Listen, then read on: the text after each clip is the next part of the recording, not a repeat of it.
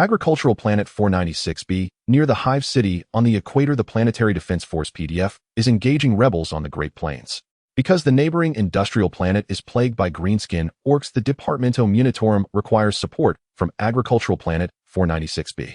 The planetary governor orders the imposition of heavy taxes. The taxes on Agricultural Planet 496b were already heavy, with the people struggling to survive and starving. Now, with additional taxes, half of the farmers rise in angry rebellion. Initially, the rebels broke into numerous farms, converting agricultural machinery into weapons, and launched attacks on the Planetary Defense Force. The rebels overran several military outposts, seized a large amount of weapons, quickly grew in strength, and then launched an assault on the Hive City. Millions of rebels charge across the agricultural plains outside the Hive City, only to be repelled by the outer Planetary Defense Force. Both sides engage in fierce battle on the plains, locked in a stalemate for years. The land is covered with shell craters and trenches. Both sides know they cannot defeat each other, and the war enters a prolonged stalemate, which provides opportunities for war scavengers to survive.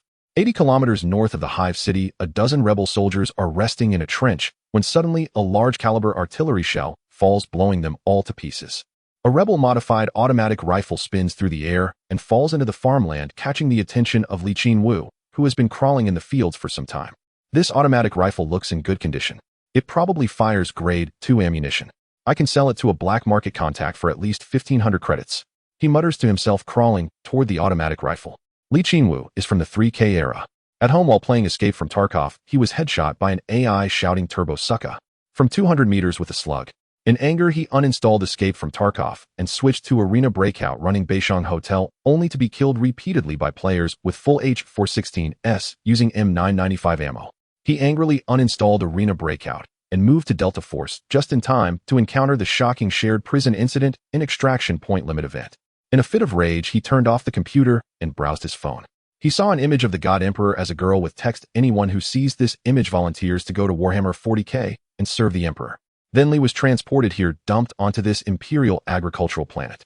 How miserable humanity is in Warhammer 40k goes without saying. Fortunately, the search fight extract system came with Qinwu. This system digitizes Qinwu's body, allowing him to gain experience and increase attributes. It also provides a hideout, a completely safe space beneath the Hive City. Most importantly, he can respawn infinitely. No matter how he dies, he will resurrect in the hideout with full condition, but all his equipment will be dropped. With no fear of death, Qinwu starts living by the mindset of the search fight extract game. Every day, he goes to the battlefield, scavenges for valuable items, brings them back to the Underhive, sells them to contacts of various gangs, and trades for upgrades for his hideout. Back to the present, Qinwu, armed only with a combat knife, has crawled to the automatic rifle and picks it up to it. It is a rectangular automatic rifle cobbled together from spare parts by the rebels. Its ergonomics are poor, and it is heavy, weighing 7 kilograms. Qinwu glances at the barrel and sees rifling. Delight fills his heart. A rifled barrel means he opens the magazine. 20 rounds. It contains handmade ammunition by the rebels, roughly 965 millimeters caliber, a very large caliber that ordinary people cannot handle. It can't be helped. The Warhammer 40k universe has too many monstrous beings. The prevalent 5.56 millimeters and 7.62 millimeters rounds of the 3K era simply cannot hold their own. Confirming the rifle is undamaged, Qinwu opens the search fight extract system in his mind and checks the weapon's stats.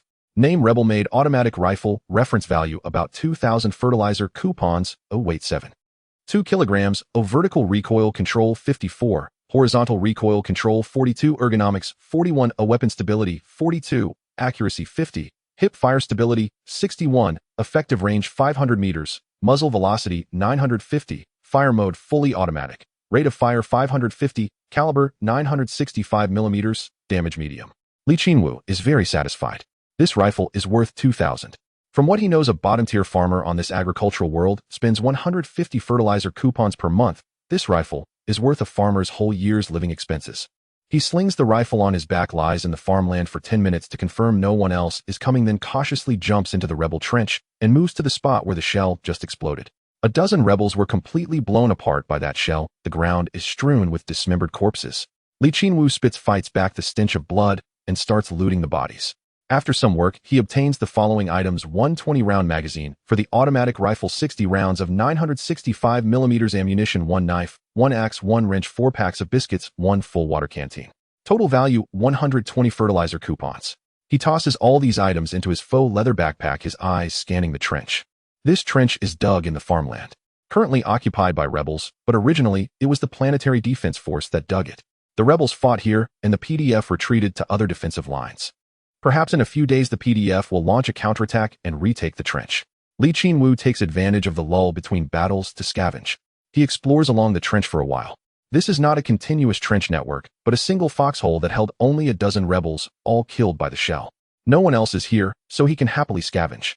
After some scavenging, nothing valuable. The backpack's total value is now only around 2,300, with the automatic rifle being the big item. Damn, what a waste. Qinwu spits.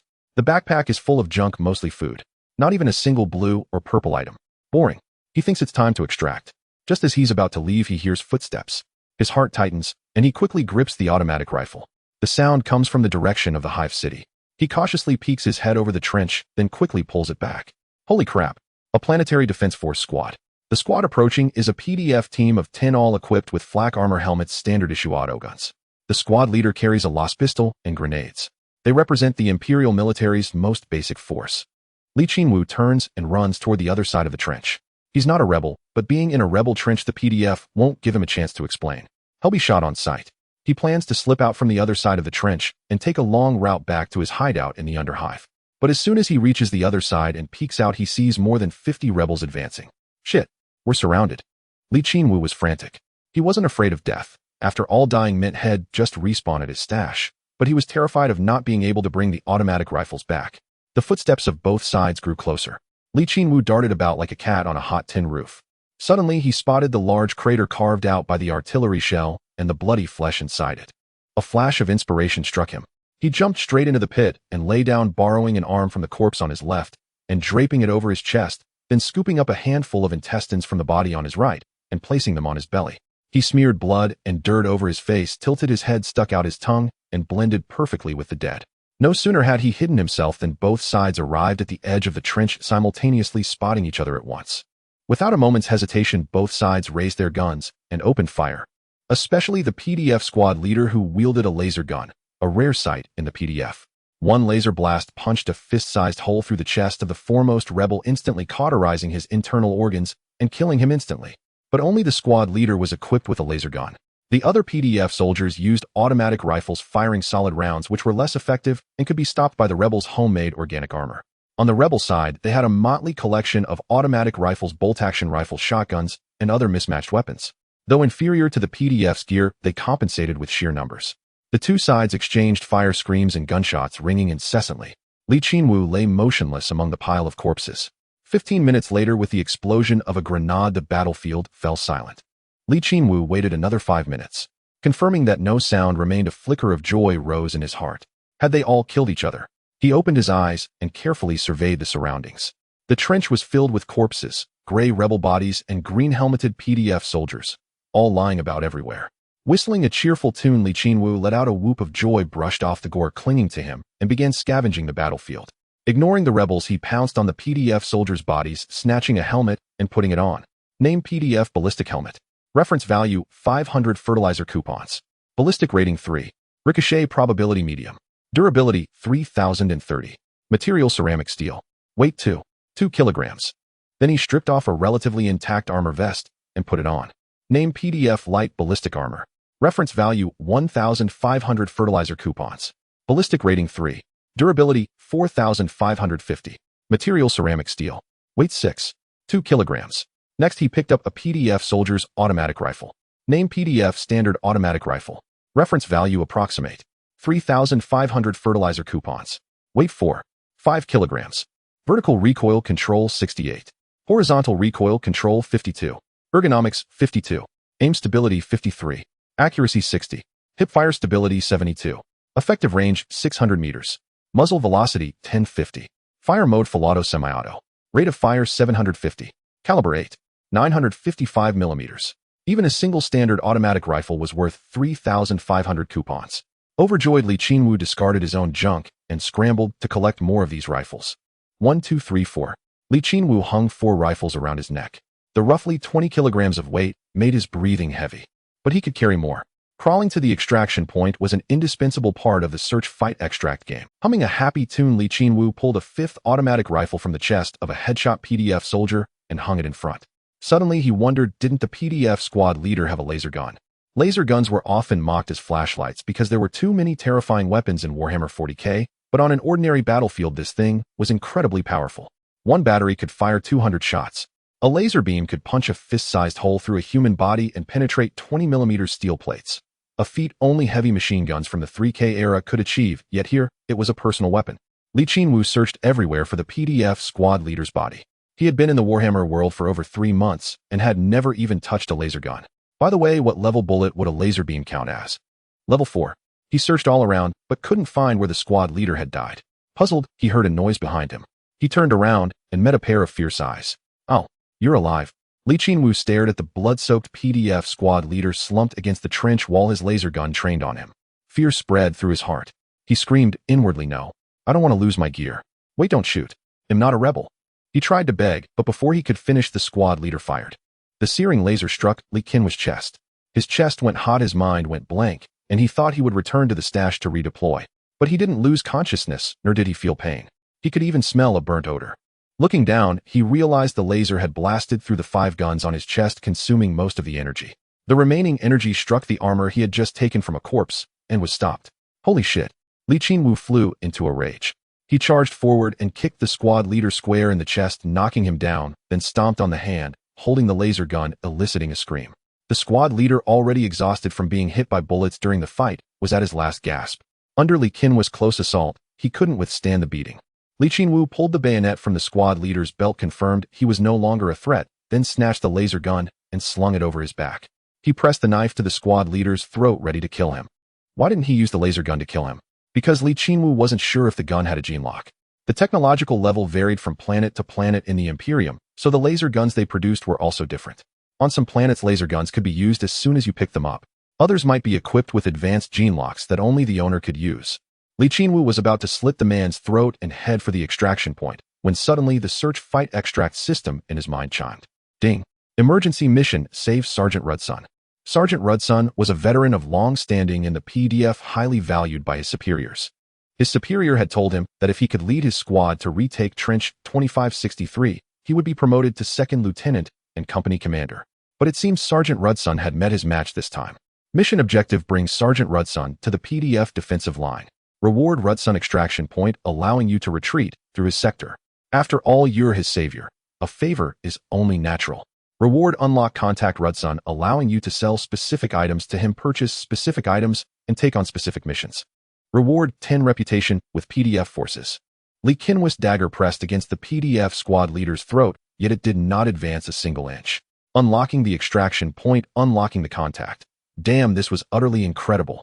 Qinwu now had only one extraction point, a ventilation duct leading to the Underhive, colossal enough for 2 Leman Rustanks to drive side by side. Nearby lay a forest through which one could descend to the Underhive and reach a hideout in a certain area of the depths. He also had a contact, a black marketeer from an Underhive gang who bought everything mainly trash and sold everything mainly trash. Now being able to unlock an extraction point and a contact, Qinwu found it utterly impossible to refuse. He quickly helped the PDF squad leader Rustank up from the ground, intending to check his wounds. But Rustank kept resisting, shouting and yelling. "Traitor! Die!" Annoyed, Qinwu slapped him twice across the face. "Damn it! I'm no traitor. I'm just a scavenger from the Underhive. I came to the battlefield to pick up trash. By the Emperor! If I were a traitor, the dagger would already be in your throat." At Qinwu's shout, the man stopped, struggling, staring at him in astonishment. "Now don't move a damn muscle. Let me stop the bleeding, then we need to get the hell out of here. You don't want to be caught and violated to death by the rebels, do you?" Rustank fell silent. Qinwu began examining his wounds, a gunshot to the right hand that had blown his palm apart, and another to his calf that was bleeding profusely. Qinwu tore a strip of cloth from a corpse, wrapped it around his hand, then fashioned another piece into a sanitary pad shape and shoved it directly into the bullet hole in Rustank's calf. Rustank nearly jumped out of his skin from the pain, gritting his teeth so hard they might shatter, but he managed not to move. Qinwu wrapped several more layers of cloth around his calf, brutally staunching the blood flow. The man wouldn't die for now, but how to retreat? Rustank looked to be over 70 kilograms. There was no way Qinwu could carry him on his back. Moreover, there were so many weapons here, it would be a waste not to take them back. He looked around and suddenly spotted a small metal cart in a corner of the trench, likely used for hauling dirt during construction. He immediately hoisted the cart onto the trench, grabbed the remaining 4 standard automatic rifles, ejected the magazines, and chambered rounds into the cart, then helped Rustank in. "Don't cause me any trouble." He'll take you to the PDF lines, and then I'm off. With that, Li Qinwu began to drag the cart away. Wait. Rudsun suddenly spoke. Li Qinwu turned to look at him. Take my comrade's tags. Li Qinwu's recent actions had confirmed to him that he was not a rebel, who otherwise he would have been dead long ago. Perhaps he really was just a scavenger from the Underhive. He had heard of such things before. Underhive rats slipping through broken gaps in the hive city to steal things on the surface. Li Qinwu thought for a moment, returned to the trench, tore the dog tags, identification tags, from the chest of a dead PDF soldier and tossed them to Rudsun. You owe me one. Then came the long haul. Li Qinwu dragged a man weighing 70 kilograms and 5 rifles, exhausting him to the point of spitting blood. That said, the environment on the agricultural world 496b was quite pleasant. One could see a blue sky, lush green crops everywhere, and many forests. Scenes commonplace in the 3rd millennium were a rare luxury in the 40th. Yet the people on this agricultural world could witness such sights at all times. Li Qinwu ran through the farmland, pulling the cart. Whenever his stamina was depleted, he stopped to recover. During this process, his strength increased by 1 point from 10 to 11, and his endurance by 2 points from... On the way, Li Qinwu stopped to rest in a small depression while Rudsun had passed out from blood loss. He took water and food from his backpack, ate, and opened a map in his mind to check the mission distance. In his mind was a map similar to the detailed one viewed by pressing M in the dark zone, marking the extraction point and mission location. The mission location was now only 2 kilometers away. Beyond that lay the PDF's defensive line, and behind it the hive city that soared into the atmosphere. The extraction point, however, was a full 20 kilometers away. He groaned, feeling his legs would give out today. After eating 2 packs of biscuits and drinking half a bottle of water, restoring his satiety and hydration to 100, Li Qinwu continued on his way. By now night had fallen. The sky of the agricultural world 496b was dotted with countless stars, and occasionally massive shapes swept across the horizon, orbital space stations, and void ships. Li Qinwu arrived about 300 meters from the PDF's defensive line. The area was thick with landmines and barbed wire. In the distance were watchtowers and searchlights with occasional PDF soldiers patrolling. Li Qinwu pushed Sergeant Rudsun off the small cart and slapped him awake. Sleeping Beauty. Rudsun was still groggy. Li Qinwu poured half a bottle of water from the canteen onto his face, and he snapped awake. Spotting the searchlights in the distance, he knew he had reached the PDF camp. Overjoyed, he opened his mouth to shout. Li Qinwu quickly covered his mouth. Chill. Don't shout. I haven't left yet. Wait until I'm gone. The last thing he wanted was to be caught by the PDF. These lackeys of the planetary governor would not treat a lowly underhive dweller who had sneaked out of the hive city kindly. Rudsun swallowed, signaling he wouldn't shout. Li Qinwu removed his hand. Rudsun looked at Li Qinwu with a complicated expression. I owe you my life. What's your name? Li Qinwu pointed at his own face. Right, you owe me one. So remember this face, and remember my name, Scavenger Li Qinwu. Remember it, and find a way to repay me in the future. I'm leaving now. Count to 100 silently, and only call for help after I'm far away. Farewell. With that, Li Qinwu grabbed the cart and ran, moving swiftly. Rudsun watched his retreating figure, murmuring, Scavenger Li Qinwu, huh? He'll remember you. Oh damn, Li Qinwu ran hard, draining over 10 stamina bars before stopping to catch his breath. He looked at the 4 automatic rifles and the lost gun in the cart, grinning with joy, wanting to roll on the ground. Time to feast. Time to feast. This is flying high. Humming a little tune, Li Qinwu ran toward the extraction point. His mood was so light that even his stamina bar seemed to recover faster. Before sunrise, he arrived at a ventilation duct deep in the forest. It was a massive pipe made of rusted metal and construction-grade ceramite, part of the hive city. Perhaps the hive city was so vast that the designers had forgotten about the ventilation ducts. Left unmaintained, the pipe had deteriorated severely to the point where a path led straight down to the underhive. As Li Qinwu entered the pipe, a green 10-second countdown appeared in his vision. When it reached 0, his figure vanished, reappearing in a dark room in the underhive. A line of information appeared in Li Qinwu's vision. Extraction successful. Outstanding operation. Extracted supplies worth 3600. Fertilizer tickets. Mission completed. Contact Rudsun unlocked. The hideout was a cozy nest for PMCs, a comfortable haven for operatives, and a beloved home for agents. In this game of search, fight, and retreat, the hideout served as a resting place for the player-controlled character. Here they could stockpile supplies, upgrade equipment to craft advanced items like firearms, armor, and ammunition, and even prepare food, drinks, and medical injectables. The higher the hideout's upgrade level, the more advanced the items that could be crafted. In this Warhammer 40k setting, the hideout could also produce some localized high-tier equipment, such as power armor, power swords, and bolters. However, these required the hideout to be upgraded to an exceptionally high level. For now, Li Qinwu's hideout was merely a dilapidated room in the underhive. The hideout was quite spacious, possibly once a warehouse spanning over 500 square meters. The walls, floor, and ceiling were all constructed from black steel and ceramite. The air was stale, carrying a scent of rust. Illumination came only from a few glow globes casting a dim, eerie light. There was no electricity or running water, making the living conditions abysmal. Yet this was Qinwu's home, a secure space deep within the Underhive. A large locked iron door completely sealed off the interior from the outside world. Finding himself in a safe location, Qinwu was suddenly overwhelmed with exhaustion. He had been out running around all day and night. He tossed his backpack and the retrieved gun into a corner, then lay down on a floor bed made of synthetic fluff to sleep. He slept like the dead, waking only when his stomach growled in protest. Rubbing his aching lower back, if I keep sleeping on this floor pad, it'll break my back. He got up, walked to a corner of the room, and opened a plastic bucket to relieve himself. I need to figure out how to install a toilet. The whole place stinks of urine with this setup. After eating some biscuits and drinking water, he went to where he stored his guns, picked one up, and walked under a glow globe. This glow globe was actually a regional status light for the Hive City. It was green, indicating the area was functioning normally. If it turned red, it meant there was a problem requiring maintenance personnel. Qinwu had set up a metal workbench beneath the glow globe, cluttered with various tools he had scavenged. This was a workbench certified by the game system, capable of crafting certain items.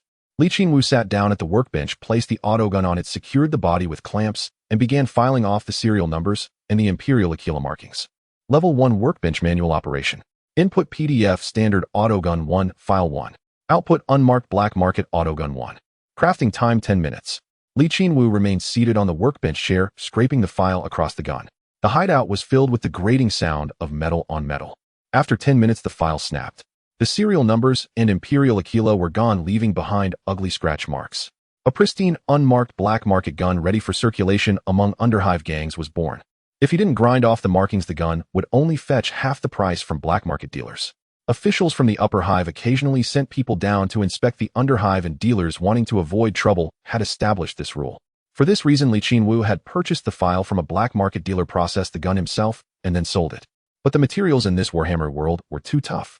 Just a few small markings took him a full 10 minutes of hard filing. It was far too laborious. He needed to upgrade his tools for better efficiency. Alright, it's about time I upgraded the workbench to level 2. Qinwu stood up, wrapped the black market gun in cloth, slung it over his shoulder, retrieved a small caliber solid slug pistol from under his pillow, tucked it into his waist, and pushed open the iron door to leave. This iron door could also be upgraded to increase the hideout's security level. For now, it was just a relatively thick steel door with a rotary mechanical lock, the combination known only to him. Outside the door was a pitch-black steel corridor that branched left and right. The left path led to a map that descended with a route through ventilation shafts up to the surface. The right path went deeper into the Hive City, where many Underhive denizens were active. The Hive City was a colossal metropolis, its peak piercing the atmosphere, and its base buried deep underground. The highborn officials lived in the upper levels, enjoying their atmospheric gardens. The middle levels were for the respectable citizens of the Hive, merchants, soldiers, and workers, the planet's middle class living comfortably. As for the Underhive, it was a melting pot of all sorts of nefarious characters. Here you'd find the dregs of society, the fallen from above, criminals, mutants, abhumans, renegades, and possibly even denizens of the warp like demons. In short, the Underhive was a place of abundant talent, a true lawless zone. Qinwu turned on a flashlight and walked through the depths of the tunnel for over 30 minutes. Gradually, light appeared ahead, revealing a large open space. This was a hub of activity for Underhive dwellers. There was a fertilizer factory where slaves controlled by a gang produced fertilizer. The gang then handed over the fertilizer to officials in exchange for resources, forming a certain partnership. Ignoring the pungent smell of fertilizer in the air, Qinwu strode into the vast space. He was immediately stopped by two gang members wielding homemade shotguns. "Halt! State your business." Qinwu pulled a pack of cigarettes from his pocket and offered one to each of them. The two men took the cigarettes, their expressions softening slightly. He put a cigarette in his own mouth, lit it with a flip-top lighter, then lit theirs. The three began to smoke. Qinwu said, "I'm looking for the black market dealer Nepal to offload some quality goods." He shifted the cloth-wrapped gun on his shoulder. At the mention of Nepal's name, the two gang members immediately said, "Go on in. No trouble." Qinwu tossed the entire pack of cigarettes to the two men, waved his hand. Getting tobacco on an agri-world was relatively easy. He had heard that on the neighboring industrial world, ordinary people couldn't get plant-based tobacco at all, instead they smoked a byproduct of steel production. Qinwu entered the gang-controlled area and headed directly to a peculiar shop built within the steel and ceramite structure. Calling it a shop was generous, it looked more like a junkyard. Electronic components, metal fertilizer, chemical canisters. You could find almost anything here, but the quality was poor. The black market dealer Nepal was a gloomy, gaunt man. Upon seeing Qinwu arrive, he flashed a false smile. "Kind customer, buying or selling?" Li Qinwu unwrapped the cloth bundle and placed the gun on the counter. Selling first, then buying. Nepal licked his dry lips at the sight of the gun. His somewhat withered hands grabbed the gun, swiftly disassembling it into parts. He carefully inspected each component, peering down the barrel to confirm the rifling was intact before naming his price. PDF standard autogun 80 condition markings removed. IL offer 2700 fertilizer script. Li Qinwu placed a full 30-round magazine on the counter. Add this in. And I need to buy some stuff too. How about 340 script for the lot? Nepal considered it briefly. 3200 and you spend it all in my shop. Li Qinwu nodded. Deal. Nepal had a henchman take the gun away and asked, what do you need to buy? Li Qinwu began to list his items. 1 Promethium cell, 2 30-meter lengths of wire, 1 motor, 1 angle grinder, 10 light bulbs, 50 sets of screws and nuts, 4 1-meter steel pipes, 1 standard tool kit, and 4 electrical control switches. These were all materials needed to upgrade the hideout. The black marketeer Nepal sent someone to fetch the items Li Qinwu had requested. Li Qinwu chatted idly with Nepal. Do you accept laser guns here? Nepal, wiping a piece of metal scrap with a rag, paused at the mention of laser guns. You've gotten your hands on a laser. Li Qinwu remained silent, simply staring at him. Nepal hesitated, then shook his head. No laser guns have a genetic lock. No one but its owner can use it. Li Qinwu thought to himself, so there really is a genetic lock. That meant the laser gun he had painstakingly acquired would become nothing but a decoration. Is there no way to bypass it? There is. Nepal nodded. Find a decoder to brute force it. But high-end gear like a laser gun might house a machine spirit. Forcing it will anger the spirit. You'll need sacred oil and incense to appease it, or the battery will explode after a few shots. Li Qinwu asked, where do I get these things? I don't know where to find a decoder. Maybe only the big shots in the upper nests have one. As for the sacred oil and incense, you'll need to get an identity card for the middle nest, then donate to a church. The priests of the state religion will give you what you need. Li Qinwu committed this information to memory. Just then Nepal's underling arrived with his goods. He hoisted the fully packed backpack onto his shoulders, hefted the Promethium battery, as large as a car battery, and nodded to Nepal before taking his leave. Nepal watched him walk away. A lackey stepped forward and whispered, Boss, should we? Nepal shot him a glance. You blind fool, get out of my sight. He was a black marketeer, and black marketeers often preyed on each other. But there was an art to choosing targets. A valuable client like Li Qinwu, who could procure standard-issue rifles, was someone to be pampered. His gang, the Fertilizer Gang, had frequent conflicts with the neighboring Chemical Gang. The gang leader had ordered him to acquire 30 reliable guns within a month. They were likely heading for a showdown with the Chemical Gang soon. A man like Li Qinwu, brave enough to scavenge on the surface battlefield, was exactly the kind of person a black marketeer like him relied on to make a living. He said to his lackey, go tell the watchdogs not to trouble my guest. Anyone who disobeys will be turned into... Li Qinwu carried his goods back. As he entered the steel corridor, he nodded to the 2 guards at the entrance. He wasn't afraid of the undernest gangs trying to rob him. If they dared, he would just keep respawning and harass them every single day, scavenge guns from the surface, and come back to slaughter them relentlessly. Fortunately, he had traded with the Fertilizer Gang several times without any trouble. It seemed the black marketeer knew what he was doing. Entering the steel corridor, Li Qinwu switched on his flashlight. The tunnel echoed with the heavy sound of his footsteps. The Promethium battery was heavy, over 30 kilograms, pressing painfully on his shoulders. The metal parts in his backpack added another 20+ kilograms, bringing his total load to 50 kilograms. A yellow weight icon appeared in the lower left corner of his vision, indicating a 30 movement speed penalty. Fortunately, it wasn't a red weight icon, or he wouldn't have been able to walk at all. He jogged all the way back to his hideout, opened the heavy iron door, and closed it, shutting out the chaos of the outside world. Putting down the materials, he began reinforcing his small home. First, he placed the Promethium battery in the corner, upgrading the hideout's energy level from LV0 to LV1. Energy supply, Promethium battery, durability, 54. Only half durability. That was the black market for you, selling only junk. But Promethium batteries were incredibly powerful.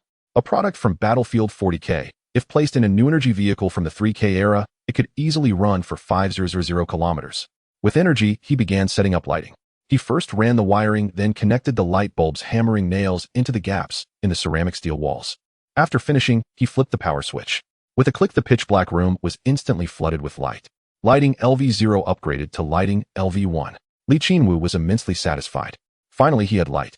Then he turned his attention to the workbench. He fed all the remaining parts into it. After a series of clanging sounds as he connected the power, the workbench upgraded from LV1 to LV2. The LV2 workbench mainly featured an angle grinder, which could efficiently grind off markings from guns, and with a blade change cut through metal. With more efficient tools, he immediately set to work. He ground off the markings from the laser gun, and the 3 remaining automatic rifles, then erased the Imperial Aquila insignias from the body armor and helmet. It took him less than 10 minutes. Work complete, Qinwu began doing push-ups, squats, and shuttle runs on the spot to build his stamina. His physical skills were inherited from Tarkov's PMC system divided into Strength 11, Endurance 12, Vitality 10. Hunger Resistance 10, Thirst Resistance 10, Virus Resistance 10, Radiation Resistance 10, Chemical Toxin Resistance 10, Warp Resistance 10, Psychic Resistance 10. Weapon Proficiency 10, Psychic Proficiency 10, Throwing Proficiency 10, Melee Proficiency 10, Ground Vehicle Proficiency 10, Atmospheric Aircraft Proficiency 10, Exo-atmospheric Aircraft Proficiency 10, Starship Proficiency 10, Power Armor Proficiency 10. After a bout of training, Qinwu drained his energy, panting heavily. The top 3 physical attributes hadn't budged an inch. That was the nature of physical training. It was incredibly difficult and required prolonged practice to improve. Qinwu ate some biscuits and drank water to recover his stamina, then lay down to sleep. He slept until just before dark, then got up. He planned to go on a raid, a night raid. Now what weapons and armor should he prepare? Why bother with weapons and armor? Of course he would go in with just a knife. Being a hoarder was an essential part of the search and destroy game. Qinwu prepared to go on the raid with just a medium mountaineering backpack, a dagger, a flask of water, and 4 packs of biscuits. But as he stepped out the door, he instinctively checked the contacts in his mind's search and destroy system. Both contacts had exclamation marks over their heads indicating new quests. To accept the quest, he had to go to the contact and ask. Riddleson's whereabouts were unknown, but the Black Marketeer was located in the Fertilizer Gang's territory. He turned right and headed for the Fertilizer Gang's base, planning to accept the quest before going on the raid. The same 2 gangsters were at the end of the corridor. Stop. Oh, it's you. Go on and don't cause trouble. They recognized Qinwu, and remembering their orders from above, let him pass, without any trouble. Qinwu walked toward Nepal's shop. Along the way, he saw a large number of armed gang members gathering as if something was about to happen. When he arrived at the shop, he found Nepal assembling a gun from a pile of scrap parts. Seeing Qinwu, the Black Marketeer's gloomy face twisted into a false smile. Oh, by the Emperor who sends my kind customer at this critical moment. Qinwu asked, puzzled. Critical moment. Nepal said, my fertilizer gang found a chemical reaction furnace in a pile of undernest construction debris. We plan to control the area and use the furnace to produce fertilizer. But those chemical dogs next door have their eyes on the furnace too. Since that's the case, let's see who has the bigger fist. My kind customer, if you can find me 10 reliable guns, I'll not only buy them at the usual price, but also reward you with 5 fertilizer coins and my friendship. How about it? A system prompt rang in Qinwu's mind. Ding. New quest. Sell 10 automatic rifles or military pistols to the Black Marketeer. Reward 5,000 fertilizer coins. Black Marketeer reputation LV0 upgrade to L. Qinwu thought to himself, no wonder there are so many armed personnel on the streets. It turns out the underground gangs are vying for territory. Nest is a colossal city home to tens of billions, even hundreds of billions of people. However, planetary governors often lack the ability to manage the people in the lower nests, or simply do not wish to, leading to a power vacuum that various underground gangs seek to fill.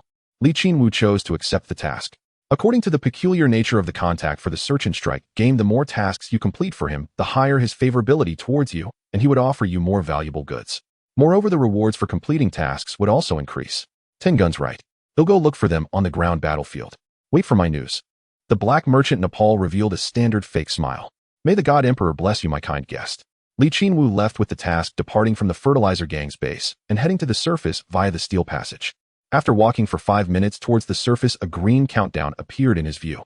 Deploying map, Northern Battle Zone, 10, 9, 8, 7. The countdown hit 0, and with a whoosh, Qinwu vanished from the passage. He felt a blur in his vision, and everything went dark. When he regained his sight, he found himself deployed to a field 30 kilometers outside Nest. This is the power of the search and strike system. After selecting the destination, he would be teleported to a completely safe location without the need to spend a lot of time walking there. The same goes for returning. The evacuation point in the ventilation duct is over 20 kilometers from the hiding place, winding left and right, leading deep into the underground of Nest. If he had to run by leg, it would take him several hours to return to the hiding place after entering Nest, not to mention carrying so many spoils, it would be exhausting. Fortunately, reaching the evacuation point directly allowed him to teleport back to the hiding place, which was very convenient. After successfully selecting the destination, Qinwu began to observe the terrain. This is a certain farm where most of the buildings have been destroyed by shells, leaving only 2 relatively intact 3-story concrete houses. Qinwu crouched low, taking advantage of the night to approach the building, then strained his ears to listen carefully. There was no sound, and the house was empty. He climbed in through the window and began to rummage. Agricultural Planet 496b has 2 moons, providing decent visibility at night, making it very clear once he got used to it. Using the moonlight, Qinwu examined the room carefully. This was a farmer's dormitory with 16 such rooms in a building where they were responsible for cultivating the nearby land. He rummaged through everything but found nothing of value. This place had been repeatedly ravaged by rebels and the PDF, and anything usable had long been looted. However, when he reached the innermost room on the 3rd floor, he felt something under the bed, a wooden carved statue of the emperor roughly the size of a thermos. Damn, a little gold piece. Qinwu opened the system in his mind and found that this shabby emperor wooden carving was actually a golden item. Name: Emperor's wooden carving. Reference value: no value. Description: a statue of the emperor carved privately by a farmer. Although the craftsmanship is poor, the carver is very devout, and the statue contains a faint power of faith, which can be used to create an emperor's shrine. Hint: important item for upgrading the hiding place. Qinwu was overjoyed to have stumbled upon an item for upgrading the hiding place. The hiding place has an option to upgrade the shrine, which uses this. By inputting ordinary water and oil at the shrine, holy water and holy oil can be produced. Drinking holy water can cleanse the chaotic pollution within the body. Applying holy oil to one's face can resist chaotic invasions, and applying it to cold weapons can grant special attacks against chaotic beings. He happily placed the emperor wooden carving into his backpack and stealthily made his way to the 2nd farmer's dormitory, but this time, he found nothing, not even a rag. The ground had been licked clean.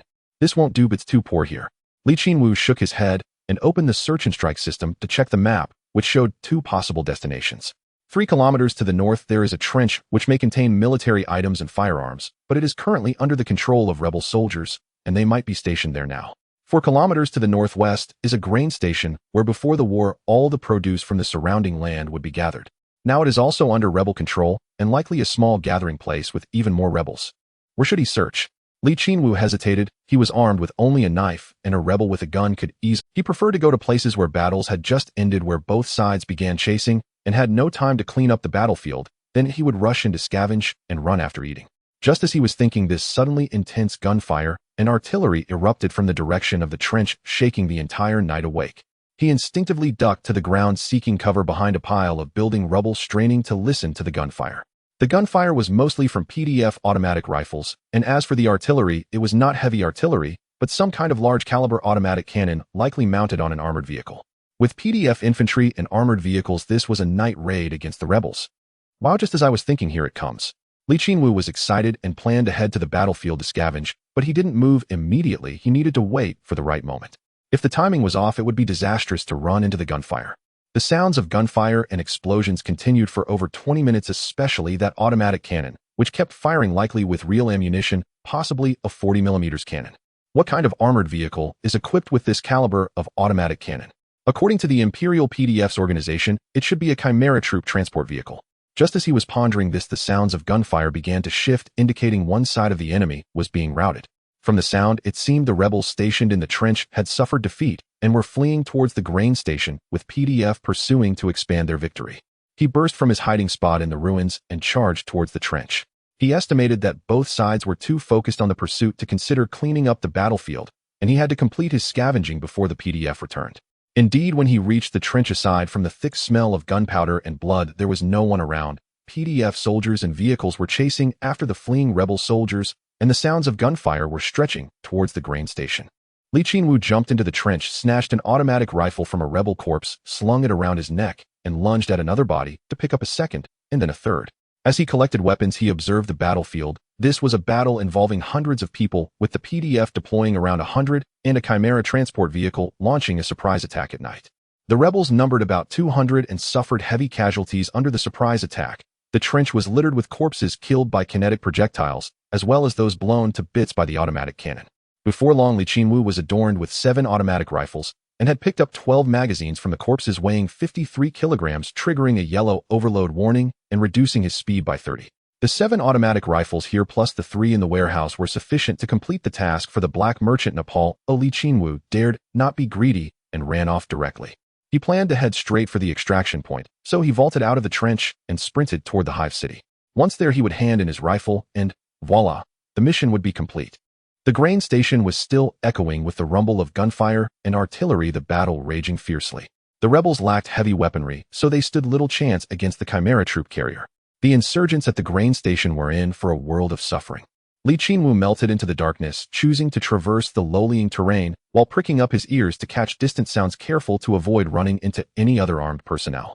At some point, the gunfire and explosions at the grain station fell silent. Li Qinwu surmised that the rebels had been wiped out, and the PDF forces were now clearing the battlefield. Next time he ventured into the field, he could scavenge the grain station. There might be valuable items left behind. As he pondered, a cacophony of noise approached from behind. At first, Li Qinwu paid it no mind, for the sound was faint. But gradually he realized something was amiss. Why was the noise growing louder? He quickened his pace, silently praying that the sound wasn't heading his way. But to his misfortune, it was indeed coming straight for him. It was the Chimera troop carrier. Having dealt with the rebels at the grain station, it now barreled directly toward Li Qinwu, its two headlights blazing like searchlights sweeping across his position. Holy shit! Li Qinwu cursed, breaking into a full sprint. His stamina bar plummeted rapidly as the 7 rifles strapped to his body swung wildly. But burdened as he was, how could he outrun an armored vehicle?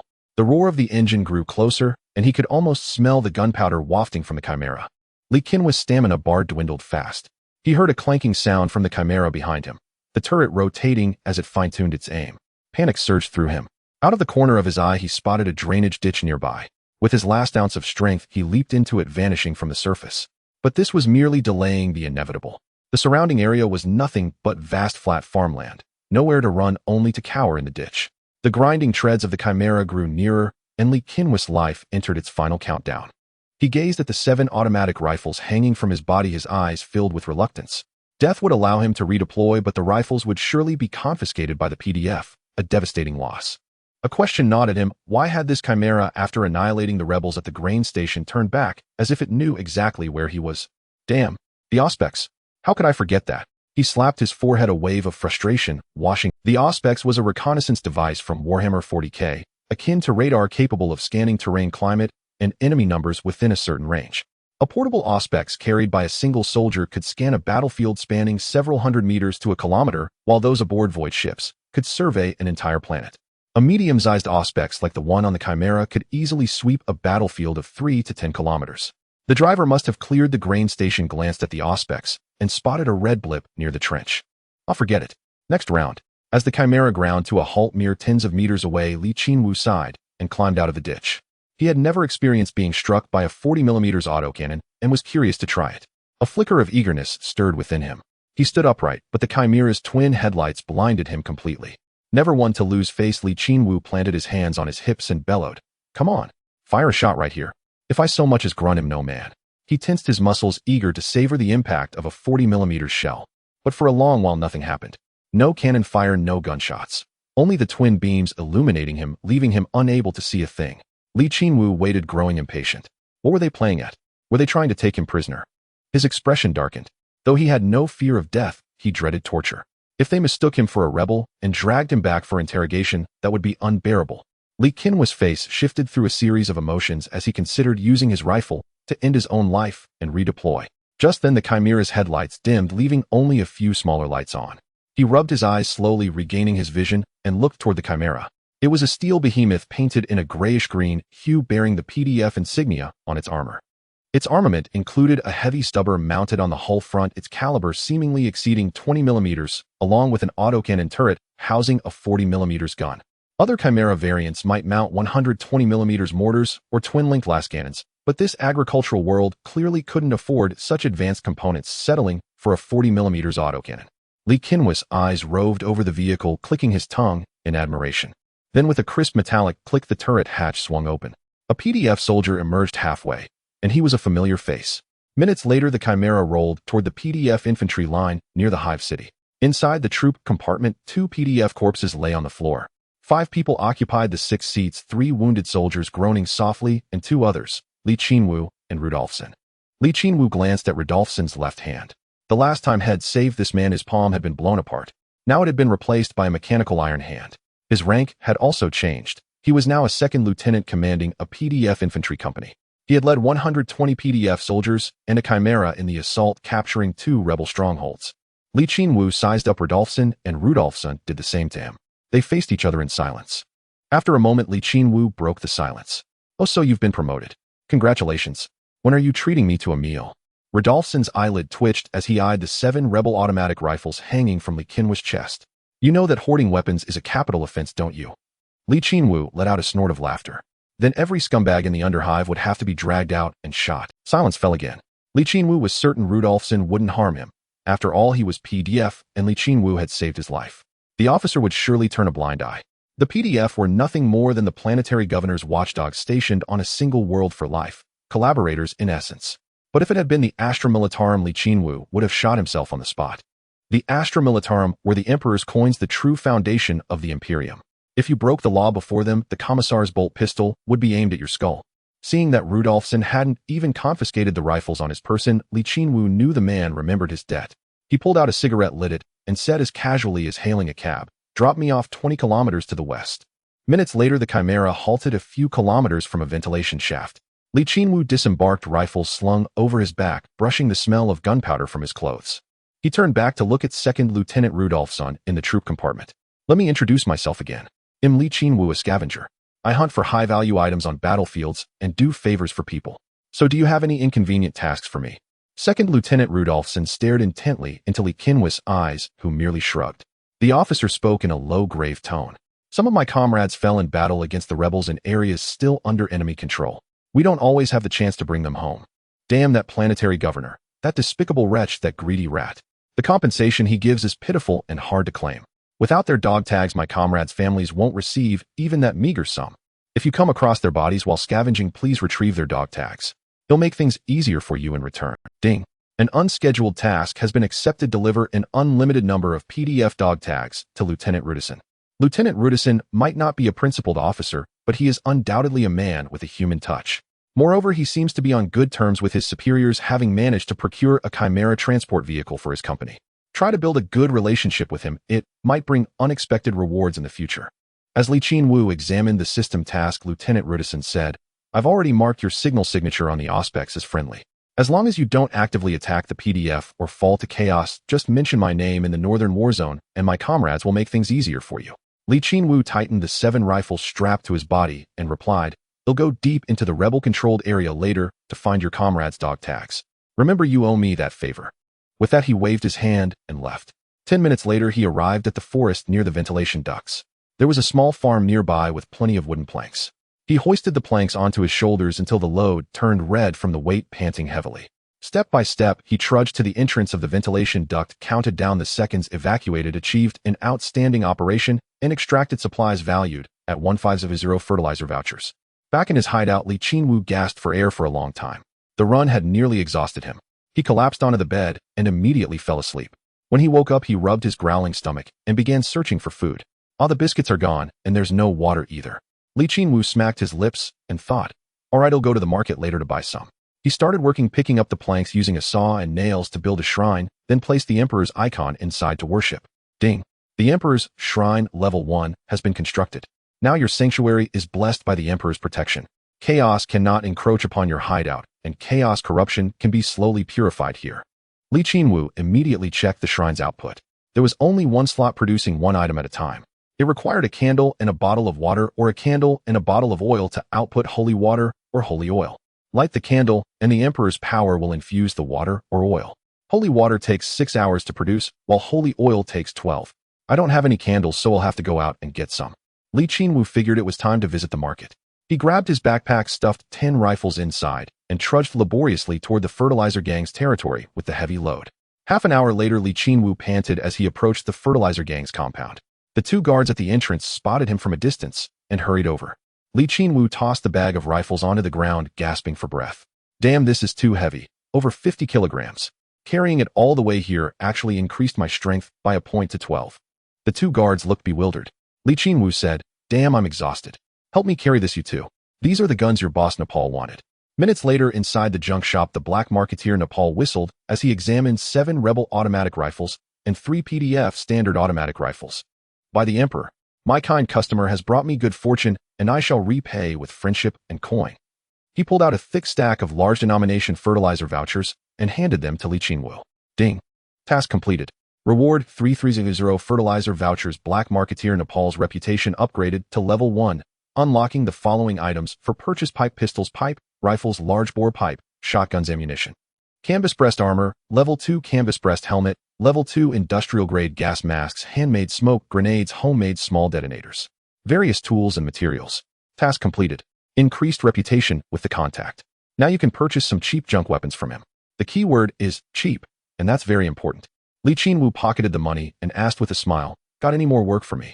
The black marketeer Nepal had his gang members take the rifles away and with a fake smile said, "My kind customer, your weapons have greatly bolstered the fertilizer gang's strength. We now have more confidence to face the Chem gang.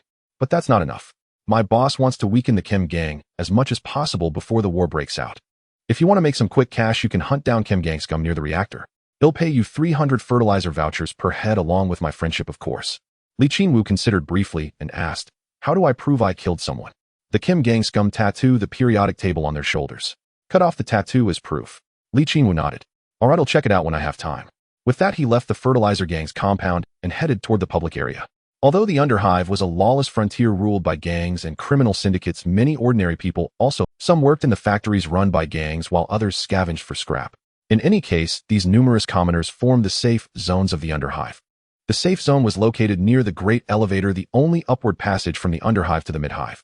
The waste generated by the upper-class lords was dumped directly into the Underhive through the sewage outlets near the Great Elevator, and this garbage was the treasure that the Underhive dwellers relied on to survive. The Great Elevator also exiled criminals from the Midhive and Upper Hive down here. It was a colossal city where billions of people lived crammed together, generating a massive number of criminals every day. Almost every day people were exiled, which explained why the Underhive's living conditions were abysmal, yet the population remained so dense. Of course, to ensure the trash stayed in the dump, the Upper Hive lords occasionally bestowed favors upon the garbage. Near the Great Elevator, there were official institutions selling various daily necessities. For instance, the Water Purification Guild sold water, the Relief Office sold food starch, and there were shops selling purification tablets, low-end medicines, clothing, and tools. This kept the Underhive at a level where life was incredibly harsh, but not fatal, so the Underhive dwellers wouldn't. Qinwu walked to the end of a long queue and stood quietly with his head down. There were still hundreds of people ahead of him, all waiting to buy water from the Water Purification Guild. After queuing for a good half hour, Qinwu had begun to jitter his leg with impatience. Finally, his turn arrived. The staff member of the Purified Water Guild wore a sullen expression, extending a hand without uttering a word, showing no intention to communicate.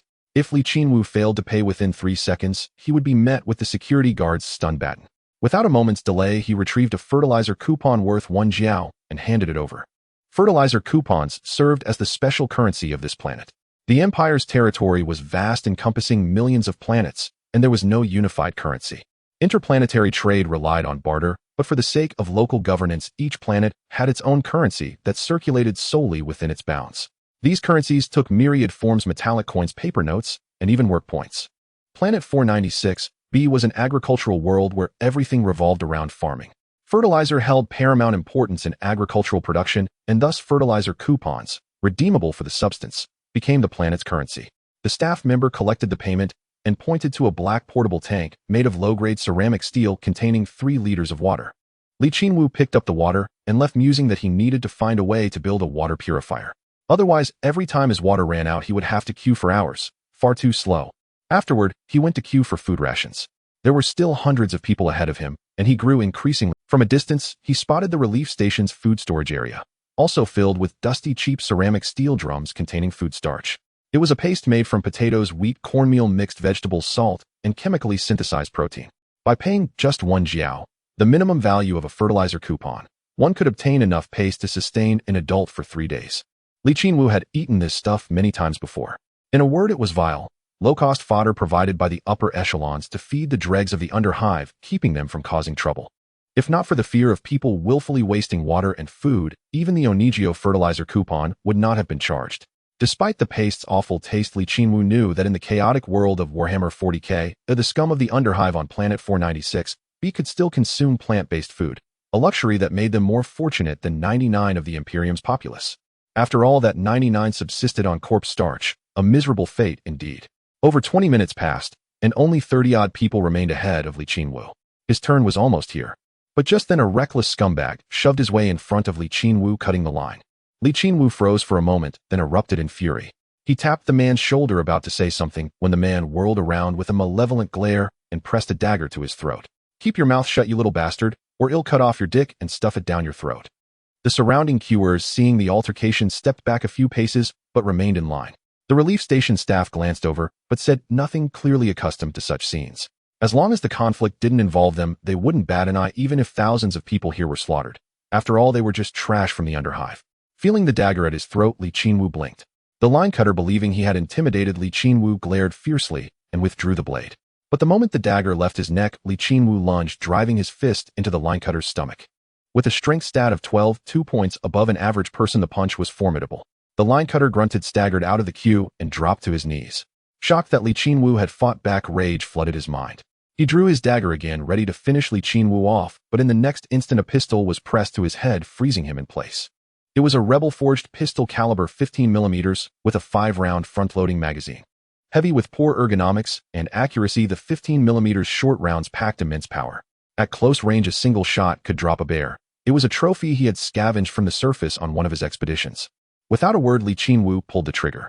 With a bang, before the line cutter could beg for mercy, his head was blown into a spray of brain matter by the large caliber round. His corpse twitched on the ground. The onlookers were startled only for a moment before returning to an unsettling calm.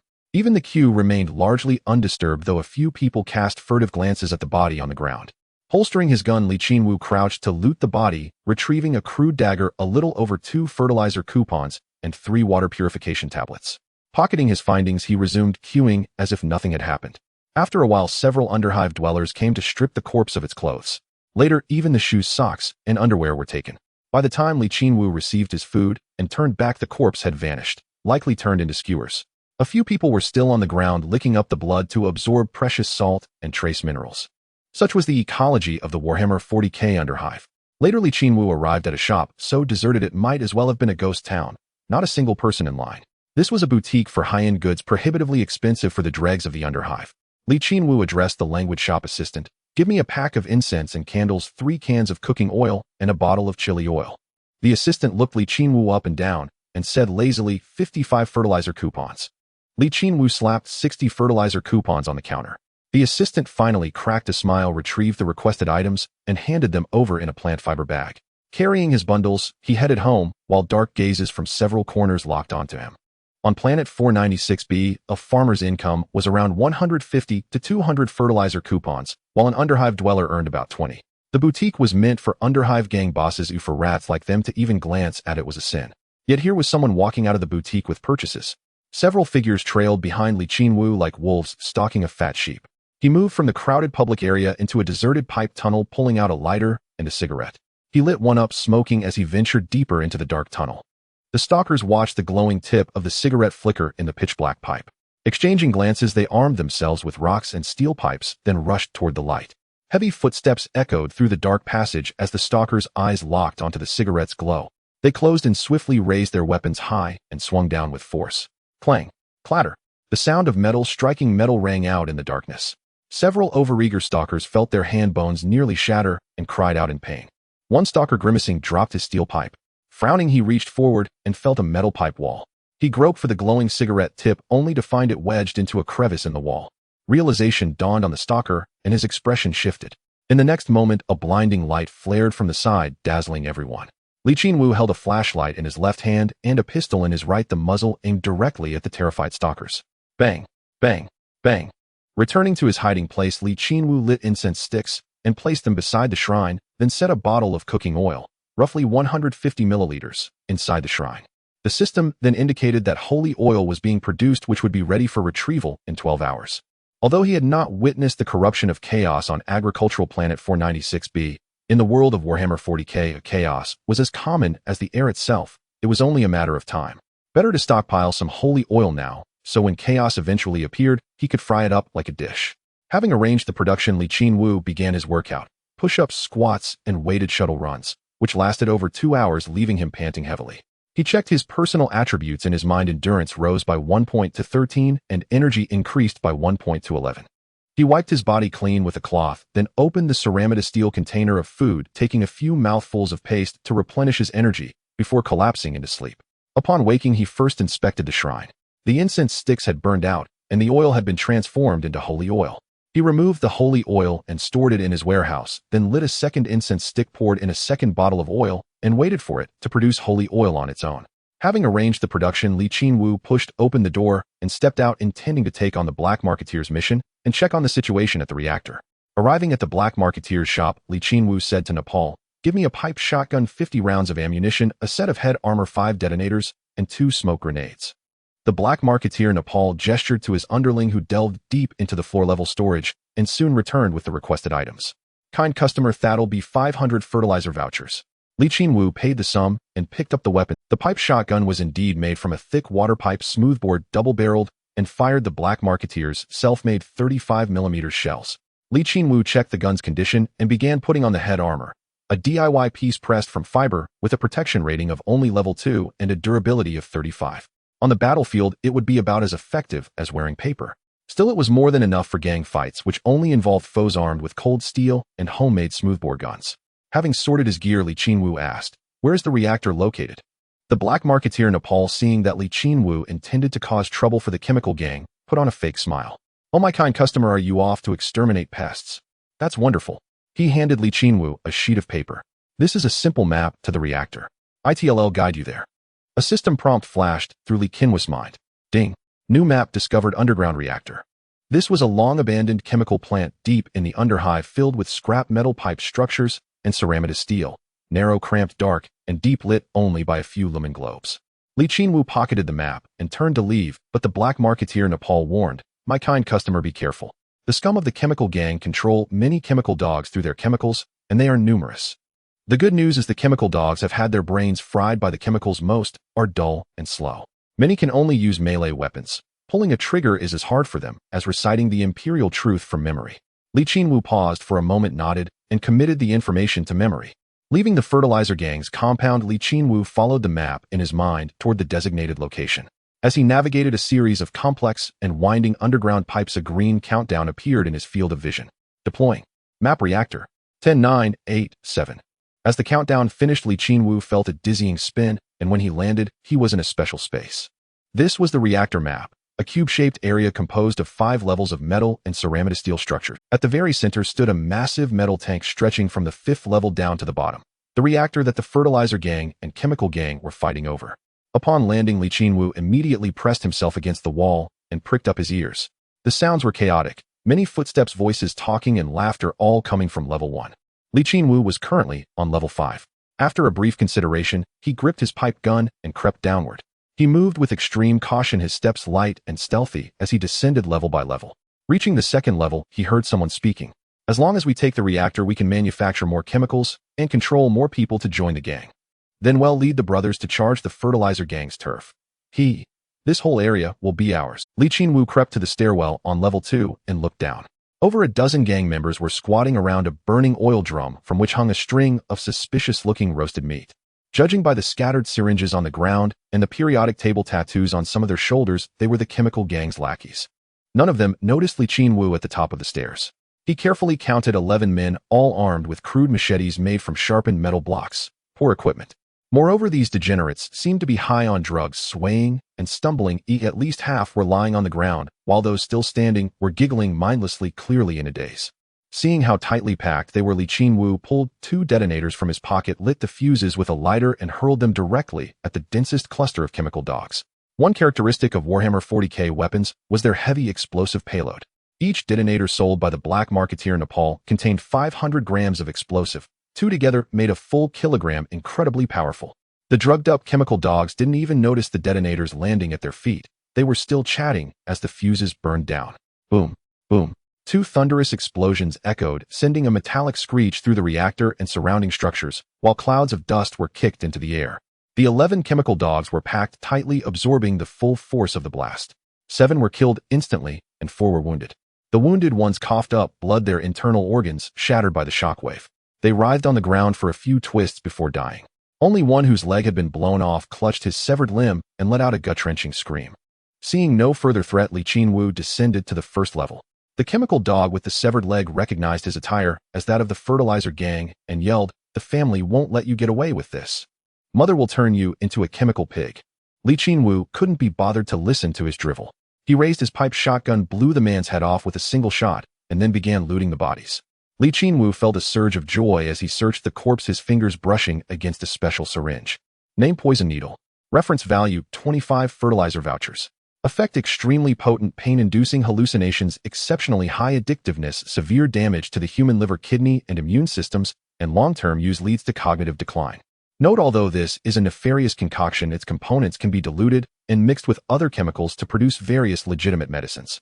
Li Qinwu was overjoyed. This was the fundamental material for crafting pharmaceuticals.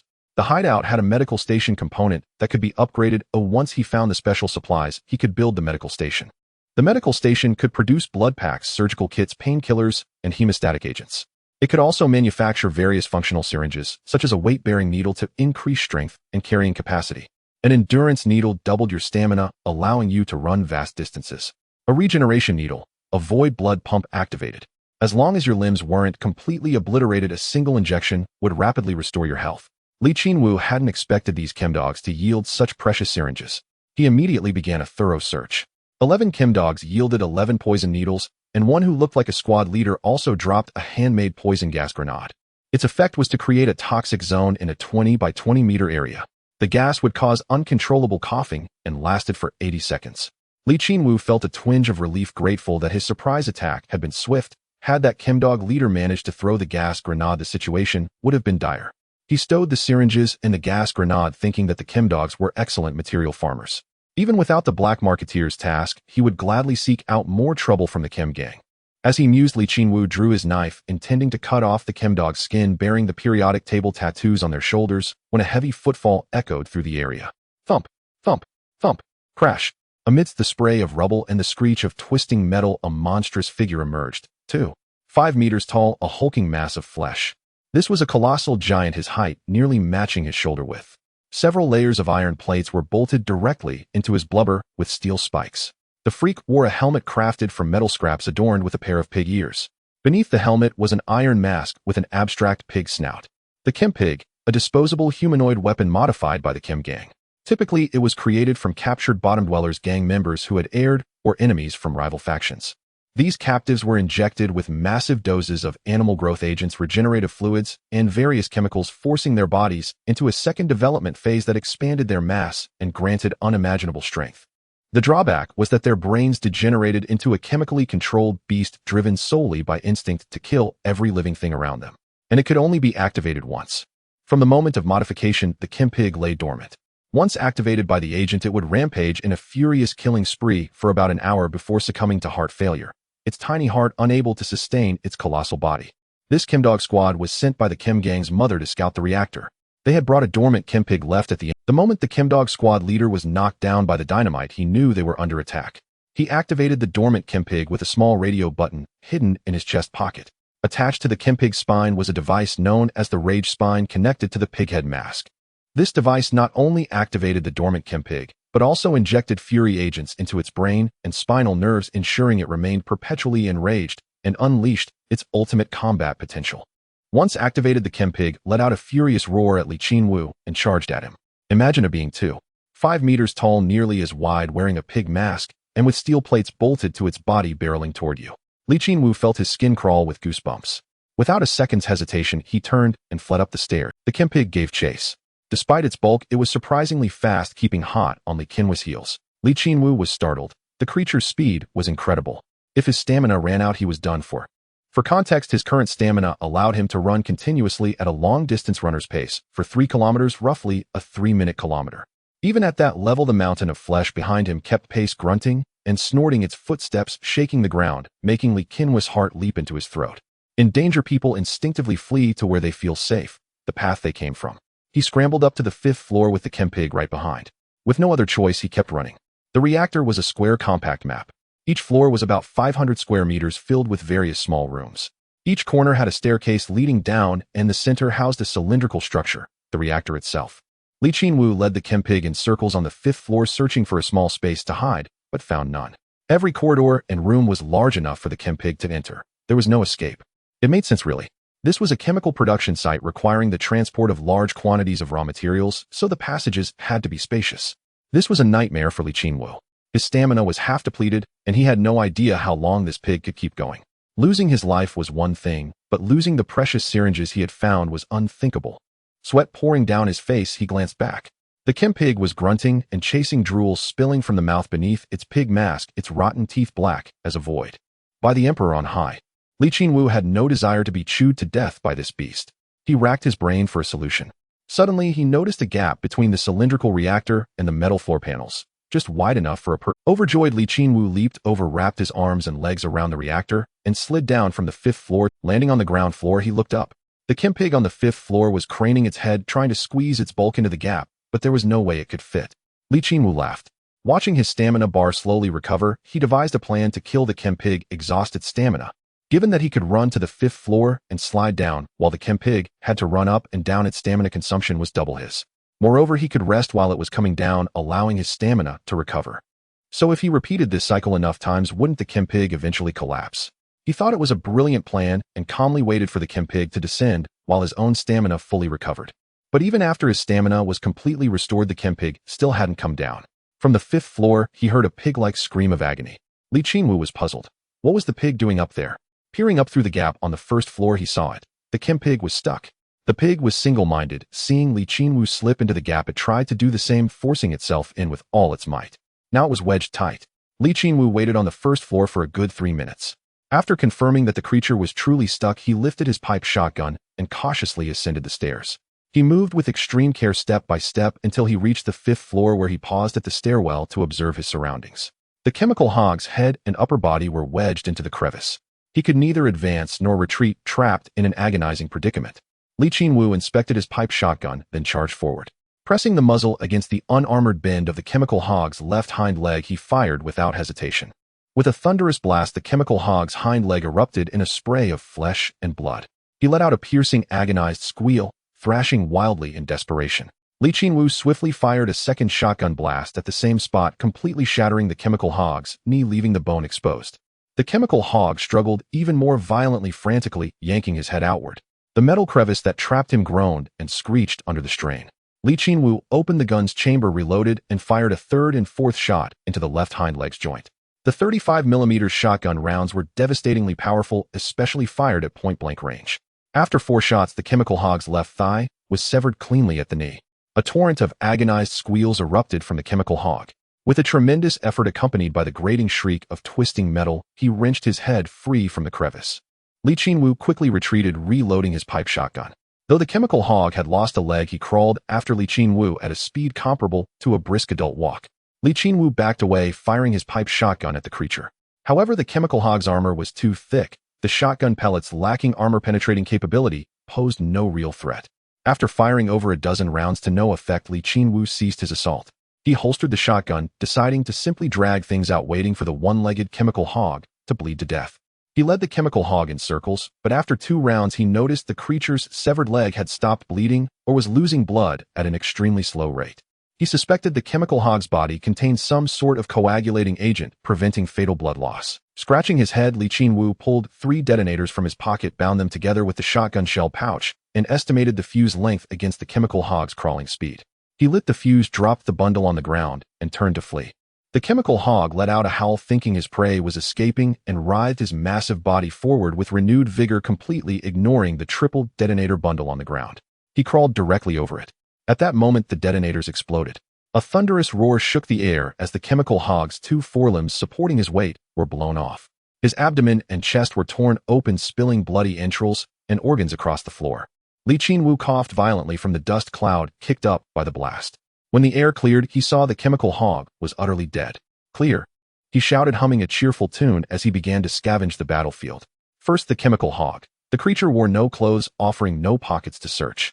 But Qinwu wanted a trophy to bring back to the black market merchant for payment. This was a chemical hog, after all, massive and formidable. He couldn't just write it off as an ordinary chemical gang member worth a mere 200 fertilizer coupons. Killing one of these must be worth at least 200 fertilizer coupons, right? He examined the chemical hog from top to bottom, then took out a knife. He cut along the spine, severing the helmet and a metallic strip attached to the spinal column. The helmet and metal strip formed a single unit, bristling with numerous needles. These needles delivered the rage serum directly into the chemical hog's brain and spinal cord, a sinister piece of equipment. Qinwu studied the device, which bore a dark Warhammer 40k aesthetic. He noticed 7 small protrusions that seemed to open. He fumbled with the protrusions, and they popped open, revealing 7 thumb-sized cylindrical glass vials. 2 were empty, while 5 contained an unknown red liquid. Qinwu picked up the 5 red vials and examined their description in his mind. He shouted in delight. Name: Rage Serum. Value: 800 fertilizer coupons. Description: a substance that renders the user immune to pain and induces a state of intense fury, also incorporating a coagulant. Note: you can use Rage Serum at the Hidden Shelters medical station to create advanced medicines or injections. Rage Serum was an upgrade from the poison needles capable of producing more potent drugs. What exactly they could make would have to wait until the medical station was established. Li Qinwu packed up the Rage Spine, and the vials then returned to the first floor. He meticulously cut off all the tattoos from the chemical dogs. With these items secured, Li Qinwu began a thorough scavenging of the area. This place was once a chemical production facility, now abandoned, and might still hold valuable treasures waiting to be discovered. Rummaging through the first floor, he found a set of test tubes and beakers valued at 200 fertilizer coupons. These were upgrade materials for the medical station, so he took them. On the second floor, he discovered a small item called a chemical purification device about the size of half a suitcase. It was worth 25000 fertilizer coins, the most valuable single item Li Qinwu had found so far. Moreover, this device was also an upgrade component for the medical station capable of purifying certain chemicals for pharmaceutical preparation. Overjoyed, Li Qinwu performed an impromptu celebratory spin complete with a praise for the emperor before carefully stowing the device in his backpack. The third floor yielded nothing but junk. On the fourth floor, he pulled 3 unused biochemical filters from a crate, which could purify water by killing microbes and viruses, and were used to upgrade the shelter's water purifier. On the fifth floor, he found a heavy-duty impact drill. Large and cumbersome, it could penetrate most of the Hive City's construction ceramite and metal when powered, valued at 320 fertilizer coupons, roughly the price of a PDF autogun. Having gathered his loot, Li Qinwu planned to extract. He opened his map and saw that the extraction point was on the 5th floor near an exhaust vent. However, curious about where the wall the chemical hog had smashed through led, he didn't extract immediately. He dropped his backpack and the impact drill on the 5th floor, then ran down to the 1st floor to find the breach. As he approached the breach, a green countdown appeared above his head. Deploying to map chemical gang base. 10-9-8. Li Qinwu let out an "oh" of understanding. So this was a deployment point to the chemical gang's base. He quickly backed away and the countdown vanished. Noting this location, Li Qinwu returned to the 5th floor, gathered his gear, and stood by the exhaust vent. The countdown ended, and he successfully extracted with a haul valued at 32500. Returning to his hideout, Li Qinwu collapsed into sleep. Upon waking, he caught the smell of gunpowder and blood on himself and frowned. Damn, not being able to bathe freely is unbearable. I'm starting to stink. He quickly got up to tidy himself using a towel dipped in water to wipe his body down. Cleaning his skin was simple, costing at most 500 milliliters of water, but his clothes were truly beyond washing. The stench on them was intolerable. Staring at the 3 water filter cores he had just retrieved, he muttered under his breath, "I can't take this anymore. I need to achieve water freedom." Grabbing his self-defense pistol and the tattoos, Li Qinwu stepped out of his hideout and headed toward the black market dealer Nepal. When he arrived at the fertilizer gang's compound, he saw even more armed men, nearly 1,000 of them. They were crafting crude armor from steel plates and grinding iron scraps into machetes and axes, preparing for a beggar's war against the chemical gang. Li Qinwu approached the black market dealer's shop just as the dealer's underling wheeled out 2 carts of machetes. "On my virtuous customer, come over. You always bring me good news." Nepal, the black market dealer, spotted Li Qinwu loitering outside, peering around, and quickly waved him over. Li Qinwu threw 11 pieces of tattooed skin bearing the periodic table onto the table. Nepal let out a whistle. "Oh, my virtuous customer, you single-handedly took down 11 chemical dogs. You're formidable. Here, as agreed, 300 fertilizer coupons per dog, totaling 3,300. Li Qinwu took the money, pocketing it without counting. He gestured toward the bustling fertilizer gang compound behind him. War about to break out. The black market dealer nodded. "Our boss and the mother of the chemical gang are currently negotiating at the Central Nest's Marshal Department. If they reach a deal, no war. If not, we fight. Whoever wins gets the reactor. But based on past experience, it's unlikely to succeed. Rather than negotiating at the Marshal Department, it's more like asking the marshals how far they'll allow us to go." Li Qinwu pulled out a cigarette and offered one to the dealer. Nepal produced a lighter, and the two began to smoke. Li Qinwu asked, "Can you take on the chemical gang?" A shadow of gravity crossed the dealer's face. "Hard to say. Those chemical gang bastards outnumber us, and their chemical dogs feel no pain after their injections. And then there are the chemical pigs, monstrous things. You've never seen one, have you? Let me tell you what a chemical pig is." Li Qinwu pulled the spine of rage from his bag and placed it on the table. "I've seen a chemical pig, and killed one." Nepal, the black market dealer, froze, staring at the spine of rage on the table, utterly stunned. "By the emperor above, my virtuous customer has actually slain a chemical pig." Li Qinwu gestured for him to calm down. "Just routine. Don't make a fuss. So how many fertilizer coupons for one of these?" The dealer hesitated briefly. 3,000. He'll give you 3,000 per pig. Li Qinwu found this acceptable. Though killing one wasn't as profitable as finding an automatic rifle, it was a side task. He planned to produce medical supplies in the future, which required rage potions. Killing chemical pigs for their materials would let him earn a bit on the side. The dealer thought for a moment and said, "My virtuous customer, if you want to make some quick cash, how about joining the fight when we clash with the chemical gang?" Qinwu asked, "How much will you pay me?" 5,000 participation fee. Just show up and it's yours. After some consideration, Qinwu replied, "Fine, but I want take orders. Any loot from enemies The dealer nodded. "That's only fair. Once the battle starts, you can choose your position. Any enemies you slay, you have the first right to scavenge." He handed Qinwu an armband black with a red bag of fertilizer printed on it. "This is an identification armband. Wear it, and the fertilizer gang's men will provide you with some support." Qinwu took the armband and suddenly noticed a refrigerator in the shop behind the dealer. "Hey, is that a fridge?" The dealer glanced back and nodded. "Yeah, a rat found it as trash near the big elevator's sewage outlet. It still works. Probably some bigwig from the upper nest upgraded to a bigger fridge and tossed this one." Qinwu's breathing grew heavier. This was one of 3 crucial components for building a medical station: a chemical purification device, a temperature controller, and a mixing precipitator. The temperature controller could be salvaged from the fridge.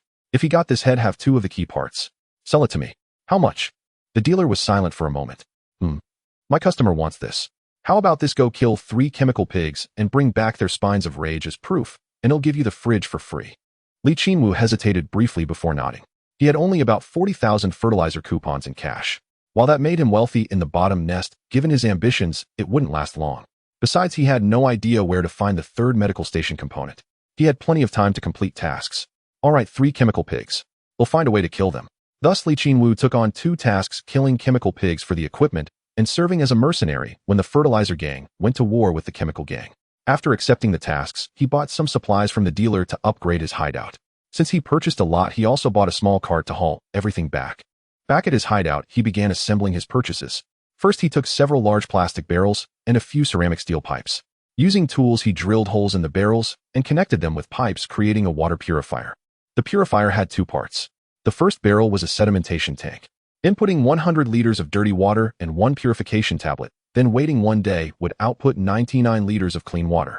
The purification tablet would cause large particles in the water to settle at the bottom. Then an electronic timer would open, allowing the clean water to flow through pipes into the next container. The pipes contained biochemical filter cores which would also remove trace chemical residues, turning the clean water into safe drinking water. Each filter core could process about 1,000 liters of water. In other words, by adding 1 purification tablet using 10% of a filter core's durability and 100 liters of dirty water after 24 hours, he would get 99 liters of safe water. Laoli was finally close to water freedom. Qinwu took a bucket to a passage outside his hideout, found a leaking pipe, and filled the bucket directly, then poured it into the purifier. The wastewater from this pipe looked clear, but was undrinkable, with severely excessive chemical content. This was industrial runoff from some hive factory, possibly used to cool machinery. Sometimes it even came out as, after filling the bucket, he went back and forth several times to fill the purifier, dropped in a purification tablet, and then waited for the next day to collect the clean water. After finishing the water purifier, Qinwu picked up the impact drill, connected it to the power source, and came to a corner of his hideout. He aimed at the ceramic steel floor and began drilling holes to create a sewage outlet. Earlier, he had taken time to go down to the lower level. Below was a pit hundreds of meters deep, flanked by ceramic steel load-bearing pillars. What lay at the bottom was unknown, pitch black and fathomless. Qinwu worked swiftly, using the impact drill to open 2 fist-sized holes in the ground. Then, with a metal toilet bought from a black market trader, some pipes, and ceramic steel powder, he constructed a flush toilet. Now even the bathroom issue was solved, though he had to pour water manually. He then used wooden planks to build a partition, sealed the edges with ceramic steel powder, drilled holes in a bucket, and hung it high to create a crude showerhead. The bathroom upgraded from LV0 to LV1. Qinwu poured water into the showerhead and enjoyed a refreshing cold shower with all wastewater draining through the floor drain. After cleaning himself up, he washed the sour-smelling clothes and sheets, hung them to dry in the shade, and slept soundly, oblivious to the world. Waking at an unknown hour, he crawled out of bed, smacked his lips, ate, drank water, and checked the output. The candle on the emperor's shrine had burned out, and the second bottle of holy oil was ready. He collected the holy oil, lit a second candle, and poured in the second bottle of cooking oil. Then he went to the water purifier. The first settling bucket only had dirty water at the bottom, while the second bucket held 99 liters of safe water. Qinwu fetched a few more buckets of dirty water, filled the purifier, dropped in a purification tablet to keep it running, and prepared to descend again. This time he planned to search for PDF dog tags on the surface and then ask Lieutenant Rustank if he could scrounge up some armor-piercing weapons. The black market trader had given him a mission to kill 3 chemical pigs. Those creatures were no easy prey. The last one was pure luck, not replicable. He needed some armor-piercing firepower. Qinwu shouldered the leftover water pipe shotgun, wore his level 2 suit, grabbed 2 smoke grenades and 1 poison gas grenade, and headed for the ventilation shaft. Soon he triggered the descent successfully. Again the world spun, and again he landed in the northern war zone. His drop point was close to last time, with the grain station visible on the map. The grain station had been occupied by rebels, but Lieutenant Rustank had swept through it with a Chimera APC, leaving the rebels dead. After so many days he wondered who controlled the grain station now. He decided to sneak over and check. Raising his water pipe gun, Qinwu ran toward the grain station 2 kilometers away. It was high noon, and he wasn't afraid, just sprinted openly. If a sniper took him out, so be it. He was only wearing junk gear. After expending 2/3 of his stamina, he reached the grain station. He didn't rush in, but lay on the ground for a while gathering information and waiting for his stamina to recover. The grain station had a ceramic steel outer wall enclosing a grain warehouse and an office. A massive gap in the wall was likely made by the Chimera APC. Qinwu leaned against the wall and peered inside. The station was in chaos. Walls and ground pockmarked with 40mm autocannon craters and corpses everywhere. Rustank had only intended to raid and kill the rebels, not occupy the place, so after he left the rebels returned. Now rebels milled about collecting corpses and loading them onto handcarts for disposal. There were about 100 people, many carrying automatic rifles and bizarre homemade guns. Should he retreat? While hesitating, he saw a rebel dragging a cart full of bodies northward, struggling, perhaps heading to a burial pit. An idea struck Qinwu: disposal site. Maybe there were PDF corpses there. Then he could happily pick up dog tags. But with so many rebels and more to the north, how could he follow that body? After some thought, Qinwu devised a clever trick. He smeared mud and dust on his face, hands, and clothes, then walked casually into the grain station. Just walked in as naturally as taking a sip of water. No rebel paid him any attention. Their uniforms and weapons were all mismatched, and Qinwu's outfit blended in perfectly. Nervous, but not looking around, he kept his eyes on the body cart. The puller was a young, not very strong man struggling with several corpses on the cart. Qinwu stepped up and pushed from behind. The young man felt the load lighten and turned. Qinwu, head down, said, "Hurry up, don't dawdle. There's still plenty of work to do." "Okay, thanks." The young man thanked him and pulled the cart. Qinwu pushed from behind, and thus the corpse cart left the grain station, heading deep into the rebel-controlled north. The farther north they went, the more rebels they encountered. Qinwu saw fields still under cultivation with peasants working the land and wearing genuine smiles. It seemed the rebels offered better farming policies than the planetary governor, hence the smiles. But Qinwu knew it was all a facade. If the planetary governor failed to pay the imperial tithe on time, the Inquisitor's tax fleet would come and end both the governor and the rebels. Of course, Qinwu didn't care. He was just an outlaw from the Undercity trying to live a decent life. The rest was none of his concern. The corpse cart was pushed forward for a while until the young man couldn't go on. He stopped and sat by the roadside to rest. Exhausted. "Let's take a break." The young man panted on a mound of dirt, looking at Qinwu. About to say something, he sensed something wrong. "Hey, which squad are you from?" Qinwu, who was lighting a cigarette, paused briefly, then continued. "Squad 4. The young man's pupils contracted. "We don't have a squad 4. Qinwu lowered his head, lit the cigarette, glanced around. No one in sight, then looked at the young man. 30 seconds later, Qinwu wiped the blood off his knife, then lifted the young man, whose neck was severed and still twitching, onto the cart, muttering, "See. Why ask so many questions? Lost your life for nothing. Next life, don't be so nosy." He scooped up some dirt to cover the bloodstains and continued pulling the cart, now with an extra corpse alone. Not long after, he passed an old farmer working the fields. Qinwu asked, "Brother, I'm new here and don't know the way. The chief told me to dump these bodies. Where's the disposal site?" The old farmer said, "Go north 2 more kilometers, turn left, and you'll find a big pit. That's the burial pit." "Thanks, brother." Qinwu followed his directions, dragged the cart 2 kilometers north, and indeed found the rebel corpse pit. The mass grave was quite large, divided into 2 sections. One part was for the rebels to bury their own, where the bodies were wrapped in cloth and marked with a wooden gravestone, thus completing the burial. Next to it was a communal grave where bodies were simply thrown and waiting to be buried. Qinwu brought a truckload of bodies to a few rebels responsible for collecting the dead and said, "These are our brothers, they deserve a proper burial." The rebels holding the shrouds approached and said, "May their souls return to the golden throne." Hearing this, Qinwu was surprised that these rebels still believed in the emperor. It made sense, as they were rebelling against the heavy taxes imposed by the planetary governor, not the emperor. If they succeeded in seizing the planet's power, they might indeed be able to do so. The Empire did not care who was the planetary governor, only that taxes were paid on time. However, how would these people who had revolted against the heavy taxes of the planetary governor feel when they themselves began to exploit the populace to pay the Empire's heavy taxes? Qinwu shook his head, dismissing these chaotic thoughts. He approached the communal grave and quickly spotted several highly decomposed bodies of PDF soldiers. The military uniforms of these PDF soldiers had been stripped away, leaving only a set of undergarments. This was considered fortunate. On agricultural planets with abundant produce, on other planets they wouldn't even leave you an inner lining, let alone the bodies. Qinwu fashioned a mask from a rag and jumped into the grave, but the overwhelming stench of the corpses nearly blinded him. He dared not waste time and hurriedly searched for dog tags. Dog tags are the military identification tags, and soldiers generally have 2 of them worn around their necks recording their information. After rummaging through one PDF soldier's body, Qinwu found a dog tag that resembled the ones used by American soldiers during the 3K period. The dog tag had 2 parts. Qinwu took the negative tag, leaving the primary one behind, so if the PDF ever returned, he could still identify the bodies. As Qinwu rummaged through the corpses, he quickly gathered over 20 PDF dog tags. At that moment, a voice of confusion came from above the grave. "What are you doing?" It was 2 rebels carrying guns on their backs, looking down at Qinwu in the grave with puzzled expressions. Qinwu covered his nose, held up the dog tag, and shook the shotgun on his back. "I'm looking for bullets for my gun. Hey, this tag is made of iron, and it can be melted down into small iron balls to be..." The 2 rebels understood. After the rebellion, their control area had limited industrial capability. The guns they crafted were of various types, with some being automatic, but most were just poor quality firearms with no rifling. Guns without rifling have their advantages. They can shoot anything as long as you can fit it into the barrel.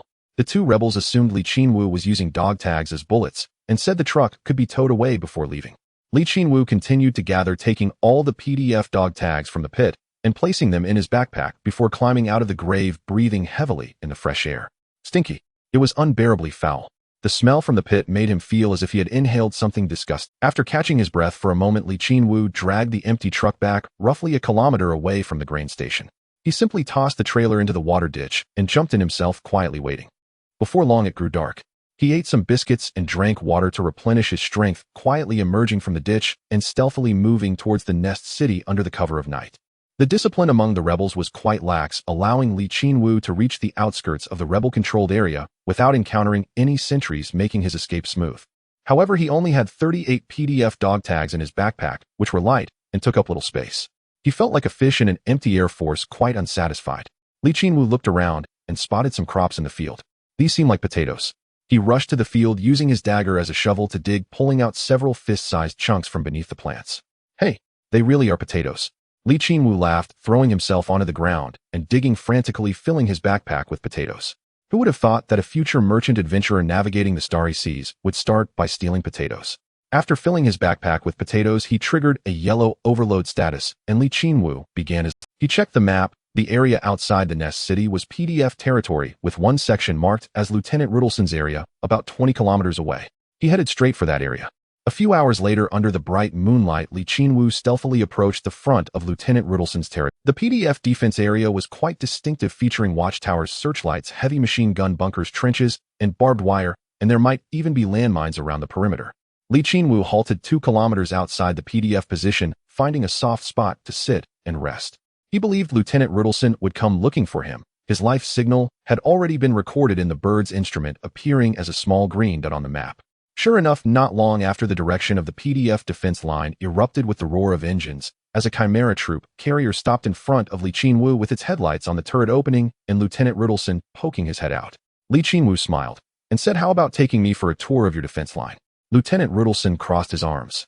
"No unauthorized personnel are allowed in military zones. Of violators will be shot." Qinwu spread his hands. "Come on, I've been running all night. Just give me a place to sleep and I'll leave in the morning." Lieutenant Rudelsson just stared at him, silent. Qinwu clicked his tongue, pulled out a large handful of dog tags from his backpack, and waved them. Lieutenant Rudelsson's pupils contracted. Qinwu said, "To take care of your business, I specially ventured into the rebel-controlled area, nearly getting myself killed." Lieutenant Rudelssson was silent for a moment before instructing the driver, "Open the hatch." With a creak, the hatch of the Chimera troop carrier opened, and Qinwu directly climbed in as the vehicle drove back to the PDF defense line. The vehicle stopped at a camp surrounded by trenches. The hatch opened, and Lieutenant Rudelsson led Qinwu towards a certain tent.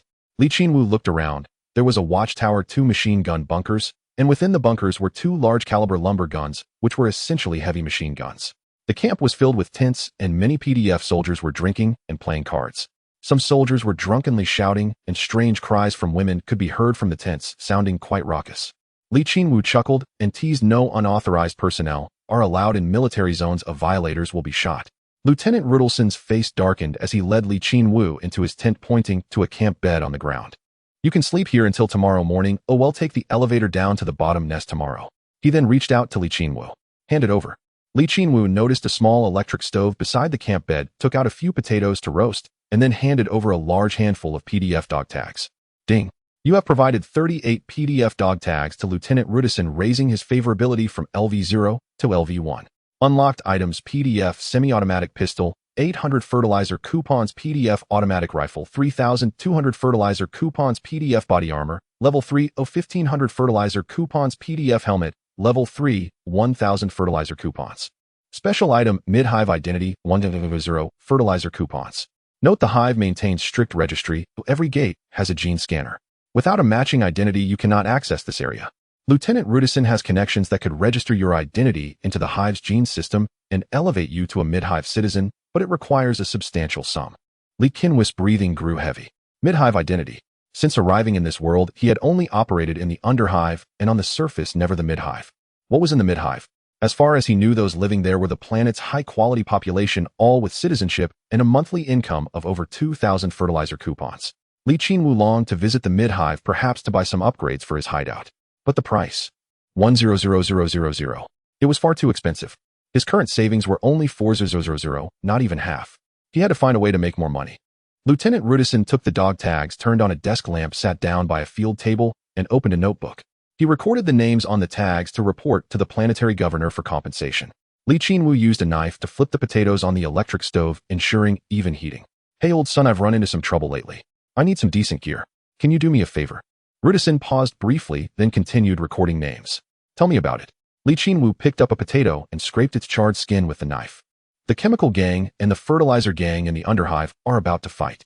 Nepal from the fertilizer gang paid me 5,000 to be a thug. I've decided to take the job. But the chemical gang has some modified humans with iron plates bolted onto them. Regular bullets can't penetrate. Do you have any spare armor-piercing weapons?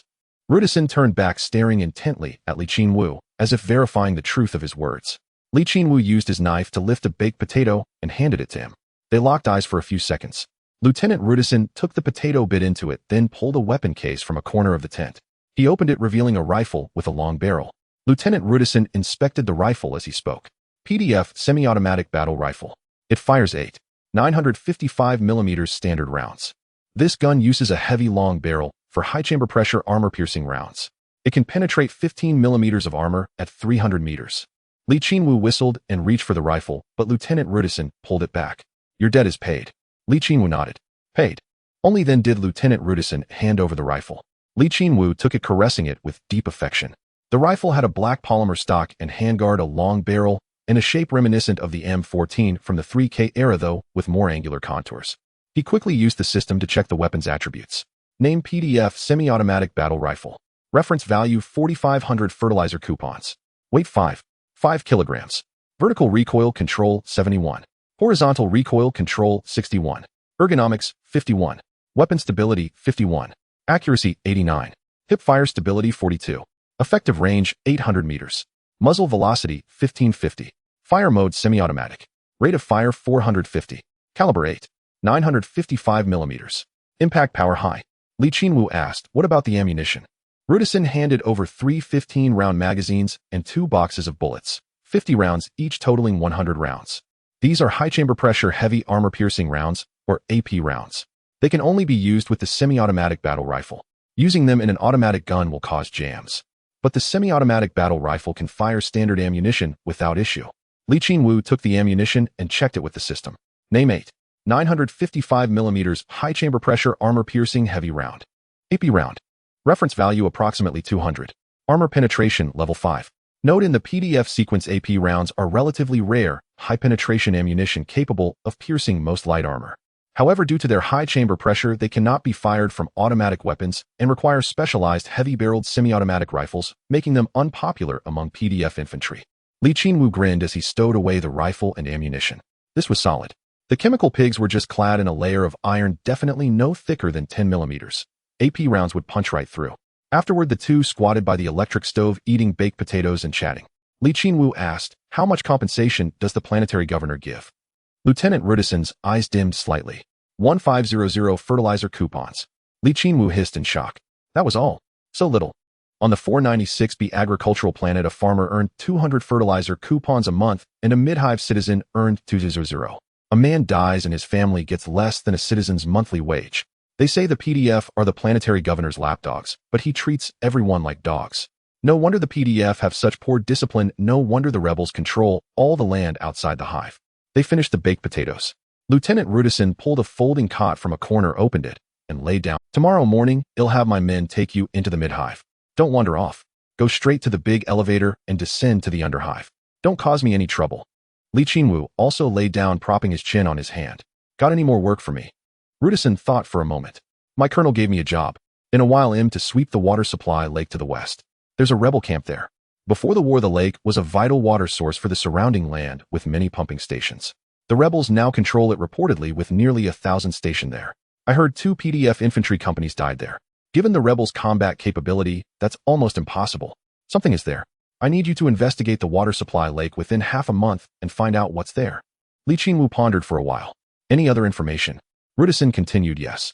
The soldiers who escaped said they heard twisted screams. Also, the ground. Qinwu's pupils contracted. Twisted screams. Was it chaos corruption? Ground frozen. Was it a psyker?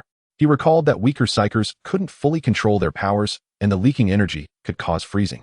Combined with the 2 PDF infantry companies that died there, it seemed there might be a chaos sorcerer near the water supply. Early the next morning, Lieutenant Rustank announced he was going on patrol and instructed him to find a sentry named Little Joel at the camp entrance who would take him to the great elevator.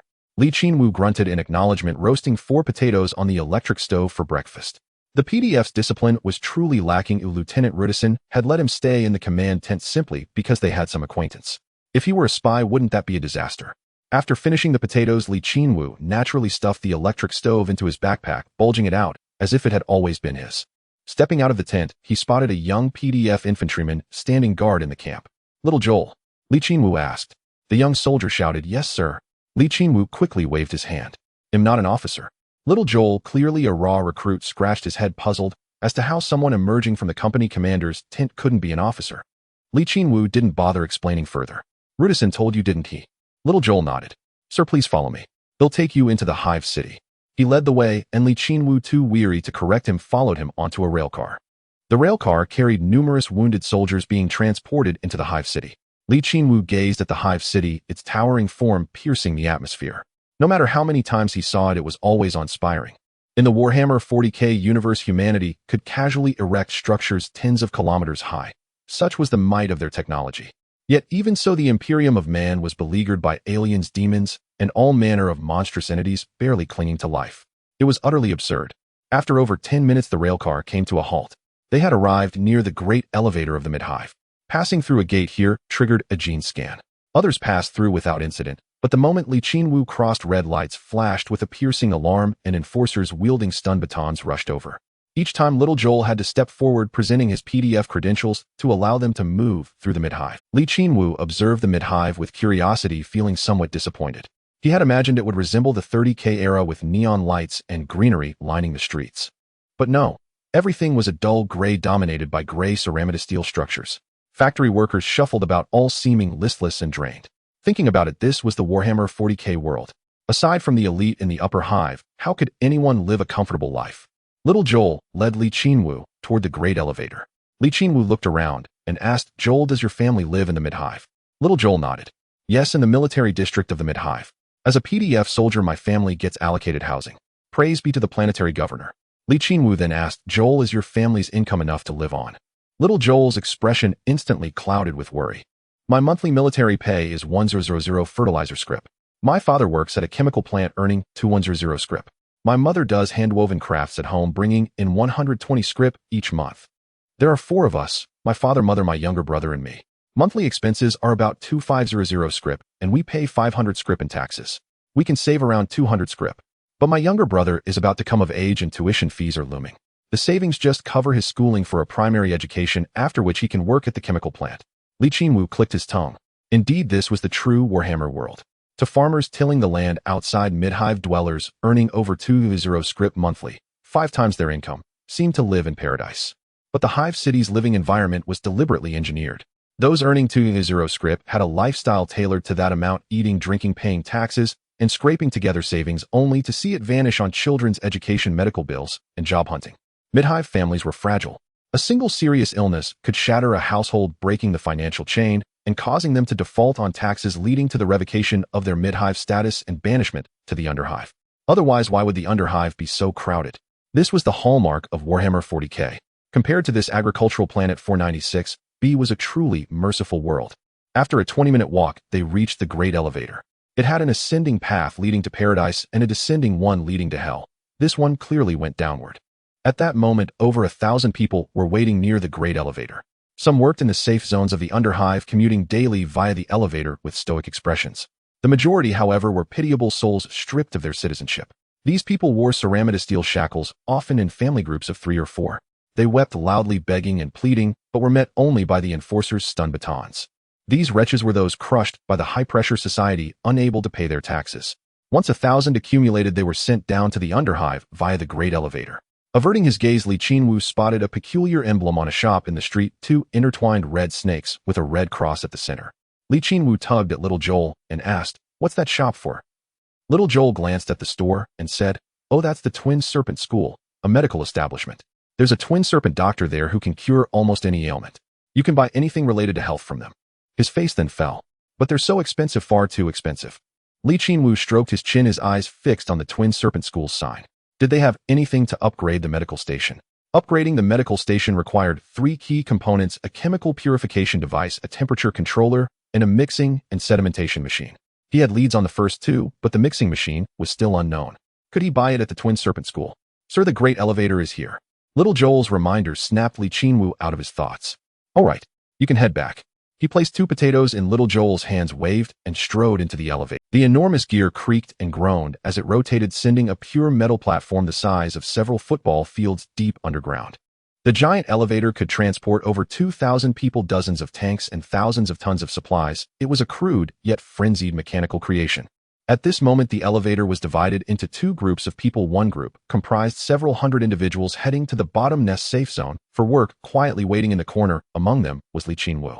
The other side was surrounded by hundreds of law enforcement officers holding 1,000 people who had been stripped of their middle nest identities, shackled with ceramic steel cuffs, all of them crying out as if their lives were about to end. Qinwu shook his head and took out a cigarette to light it. A man beside him chuckled, speaking as if to himself, but also addressing Qinwu. "Those poor souls, I bet half of them won't survive." Qinwu glanced at him. "Who do you look down on? If even 1 out of 10 of them makes it, then it would mean the bottom nest people are hospitable and kind-hearted." The man did not expect a response from Qinwu and asked, "Oh, how so?" Qinwu pointed with the cigarette, "But at those 1,000 people. Everyone here will be robbed upon landing. At least 1 in 10 will die in conflicts. In the following 5 days, they will be robbed, provoked, and toyed with by the bottom nest people, resulting in another 30% dead. Then in the next 10 days, due to hunger, cold, disease, and contaminated water, another 30% will die. The remaining will be captured by gangs to become enforcers, test subjects, or expendables, and another 30% will perish." The man who initiated the conversation was taken aback. "That's not right. Doesn't that add up to 10%? Qinwu grinned. "Hee, I was joking. Not even 1% will survive." The man paused for a moment and then laughed as well. "Interesting. Let me introduce myself. I'm Rainer, the head of the Bottom Nest Clean Water Guild." Qinwu took out a pack of cigarettes and offered one. "I'm Qinwu, a scavenger. Whatever you need, things to find, tasks to handle, people to kill. As long as the price is right, I can take care of it for you." Rainer took the cigarette, his eyes wide with surprise as he looked at Qinwu, clearly not expecting this casual conversation partner to be someone formidable. He noticed the 2 long objects wrapped in tattered cloth on Qinwu's back. Those were guns. The loudspeakers on the giant elevator announced, "The elevator is about to reach the ground. The machine spirit is stable. All personnel prepare to disembark. Praise the Emperor." The announcement from the elevator made the cries inside grow louder.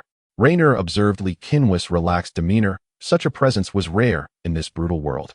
He hesitated slightly and said, "A few of my workers were robbed by a madam while trying to have some fun at the bottom nest safe zone.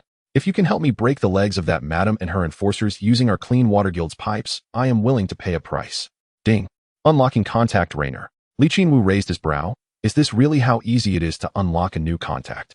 This was merely a casual conversation partner. Please elaborate. Raynor explained, the madam has set up a red light district at the edge of the safe zone, and my workers often go there. For some unknown reason, the madam and her enforcers robbed my workers, which is quite damaging to my reputation. I need to retaliate to maintain my standing. Qinwu asked, why use your Clean Water Guild steel pipes to attack? Raynor explained, I need this group of rats to know that the retribution comes from me to deter them from troubling me in the future. The Clean Water Guild's pipes have a steel imprint. If you apply enough force, you can leave a deep mark on someone. Qinwu understood and asked for the key point. What can you offer? Raynor replied, how about 100 clean water tokens? Qinwu whistled. 100 clean water tokens were a trivial matter for Raynor, a minor manager of the Clean Water Guild, but in the bottom nest, clean water tokens were hard currency, just like food. No matter what contaminated water it is, one clean water token can purify it, making it safe to drink, and it can be directly used as currency. Qinwu thought for a moment and asked, do you have standard chemical filter cores? Raynor nodded. Yes, I'll add 10 chemical filter cores. With that, Qinwu accepted the task. Ding. Task accepted. Raynor from the Clean Water Guild needs you to help him reclaim his territory. Task objective: break the madam's leg with the Clean Water Guild's Pipe 01. Break the legs of the madam's enforcers with the Clean Water Guild's Pipe 05. Task reward: clean water tokens 100, chemical filter cores 10. Raynor's favor level LV0 upgraded to LV1. Qinwu smiled widely and clicked to accept the task. Great, I will check it out when I have the time. Raynor nodded. If you do the work efficiently, I can give you more jobs in the future. With that, the giant elevator shook violently as it reached the bottom. The massive iron gate creaked open slowly, revealing the greedy eyes of thousands of bottom nest people who watched the individuals shackled with ceramic steel cuffs in the elevator as if they were seeing meat. Qinwu followed the staff out casually, exposing his water pipe shotgun to prevent anyone from causing trouble. As for the 1,000 prisoners, they were released from their cuffs by the law enforcement officers and were beaten out of the elevator. Some were reluctant to leave, huddling in a corner and crying over anything they could grasp, with several still holding children. They begged the law enforcement officers to take them back to the middle nest, promising to work hard to pay off their debts. But what faced them were crackling electric batons. A poke to the waist could take down even a bear. As Qinwu moved away from the safe zone, about to enter the pipes, he glanced back at the elevator where the law enforcement officers had left the 1,000 prisoners and rode the elevator back up. The long-awaited bottom nest rats cheered and rushed forward with various weapons to begin their looting. They snatched bags, clothes, and even children. The 1,000 prisoners were torn apart, trampled, and within moments half were dead or injured. They shouted for the emperor, screamed in fear, and struggled to resist, but all they faced were the greedy gazes of the bottom nest rats. Qinwu shook his head and vanished into the pipes. The safe zone does not provide safety for everyone. It merely prohibits attacks on workers coming from the middle nest and prevents bottom nest gangs from approaching the giant elevator to avoid upsetting the machine spirit. Within the safe zone, you can kill at will, as long as you control yourself. Here, restraint means not killing more than 100,000 at once. This is Warhammer 40k. Back at his hideout, Qinwu connected the electric stove gifted by Lieutenant Rustank to the power supply and roasted a few potatoes. Indeed, the electric stove is an upgrade item for the hideout, thanks to Lieutenant Rustank for the vital upgrade item. Qinwu then sat at the workbench using pliers to hold the PDF semi-automatic combat rifle, beginning to disassemble it for maintenance. He needed to take this for hunting chemical pigs, so he had to understand the gun's condition. Minutes later, the workbench was covered in gun parts with a particularly noticeable thick and long barrel. The gun was in excellent condition, having probably fired over 100 rounds since leaving the factory, just passing the break-in period with oil applied properly, showing no signs of rust. Qinwu wiped the gun oil clean with a rag, took a bottle of holy oil, and began to lubricate the internal parts of the gun. After he had wiped all the components with holy oil, he reassembled the gun and kissed the gun's chamber. Good wife, I will rely on you later. After calming the machine spirit, if there is one, Qinwu began to look. Rustank had given Qinwu 100 AP armor-piercing rounds, and he himself had over 600 regular rounds, level 3 ammo, having saved some from his previous scavenging trip. Qinwu loaded one 15-round magazine with AP rounds, filled the other two magazines with regular rounds, and pocketed 30 AP backup rounds and 200 regular backup rounds. He put on the PDF bulletproof armor and helmet he had obtained last time, assembling a small full set, preparing to head down for the black market task. Equipped with the best gear from the warehouse, Qinwu stealthily made his way to the fertilizer gang's base. Upon arrival, he saw the members of the fertilizer gang gathered together, over 1,000 of them, filling the limited space squeezed by the chemical reaction equipment. A burly man stood on a high platform, possessing only one eye, the other being a red mechanical eye. He was likely the leader of the fertilizer gang. He shouted loudly to the gang's lackeys below, roughly calling for them to march forth and eliminate the chemical gang scum, promising rewards for their valor, including titles and money. The lackeys roared with excitement, waving various melee weapons, eager to charge and slay the chemical gang's scum. Behind the one-eyed giant stood several senior lackeys, including the black merchant Nepal. Nepal scanned the gathered crowd below with sharp eyes, quickly spotting Qinwu at the back, primarily due to his gray-green helmet standing out among the metallic scrap armor. Nepal pulled a younger subordinate over, whispered something to him, and handed him an object. The young subordinate nodded and disappeared from the high platform, making his way to Qinwu. Master Scavenger, Nepal sends his regards to you. He produced a stack of fertilizer vouchers and handed them to Master Scavenger. This is your appearance fee. We are about to set out. Please accompany us in the assault on the chemical gang. Qinwu accepted the vouchers, glancing at them. 5,000, not a single cent missing. He was very satisfied and tucked the money away. The young subordinate said, Master Scavenger, I will be your aide from now on, assisting you in battle. This is the spy sent by the black merchant. 5,000 bucks isn't easy to come by. You can't just take the money and run after firing a few shots on the battlefield. Someone must keep an eye on you. Qinwu pulled out a cigarette and offered one to the young subordinate. What should I call you? The subordinate took the cigarette. Just call me Xiao Dao. Qinwu nodded. Xiao Dao, stay behind me and keep track of the kill count. For every chemical dog you take down, your boss will give me 300. For every chemical pig, he'll give me 3,000. Don't miss any. Xiao Dao nodded. Boss Nepal sent me for that exact reason. I have sharp eyes. Every kill you make won't go on. As the two discussed, the one-eyed giant on the platform shouted, and the fertilizer gang's lackeys echoed the call, charging in a chaotic direction, a mass of bodies with no formation. Qinwu and Xiao Dao followed at the back of the group. Qinwu asked, how many people did you mobilize this time? How many does the chemical gang have? Xiao Dao replied, we have over 1,000 on our side and over 500 hired fighters. The chemical gang will likely have even more. They have controlled many poisonous insects using syringes, but our equipment is better with more gunners. The electronic-eyed leader also has secret weapons. How that should be enough to give that bunch of chemical scum a run for their money. Qinwu grunted in acknowledgement, showing indifference. After that, over 1,500 ruffians advanced through the underground nest's reinforced concrete structure for more than 30 minutes. This seemingly fragile army shouted and hollered, with several individuals letting out neurotic screams and others banging weapons against nearby pipes, completely disregarding military discipline. At this moment, they arrived at a vast space, likely once a storage warehouse, spanning dozens of football. Everywhere stood towering ceramic steel pillars, and the space was filled with heaps of metallic trash, collapsed steel frames, and ceramic steel ruins illuminated by faint light from connected air state lamps. This was the S-65 strategic warehouse, abandoned 120 years ago. Later, with the approval of the law enforcement department, it became a place for the underground gangs to resolve disputes, referred to as the duel field by the bottom-tier mob. After the 1,500 ruffians of the fertilizer gang entered the duel field, they awaited in silence. In time, the chemical gang would also arrive, and a battle would determine the ownership of the newly discovered reaction furnace. While everyone chatted idly waiting, Qinwu did not remain idle. He began searching for a shooting position. The area was spacious but not empty, filled with piles of reinforced concrete, debris, massive empty metal containers, and metallic constructions, turning the duel field into a maze. Qinwu discovered a damaged crane about 10 meters tall with an operational cabin at the top. He patted Xiao Dao on the shoulder. Follow me. Xiao Dao was confused but still followed Qinwu, and the two climbed up to the crane, reaching the operational cabin. The operational cabin was made of glass and armored chamber, providing ample cover, but more importantly, it offered. Qinwu smashed the glass with the butt of his gun, setting up the PDF semi-automatic combat rifle to aim. The long barrel allowed him to use the gun as a sniper rifle. He took out a magazine loaded with level 3 bullets for Xiao Dao, also giving him a bullet. Can you load bullets? Xiao Dao nodded. Great, when I shoot you, help me load bullets, and keep track of the kill count, understood? Xiao Dao nodded again. I understand, Master Scavenger. What followed was a long wait. Qinwu, growing increasingly hungry, ate 2 potatoes and drank some water from his canteen, then decided to lie down in the operational cabin with his gun, instructing Xiao Dao to alert him to any developments. After a while, Xiao Dao woke Qinwu. Master Scavenger, the chemical gang scum has arrived.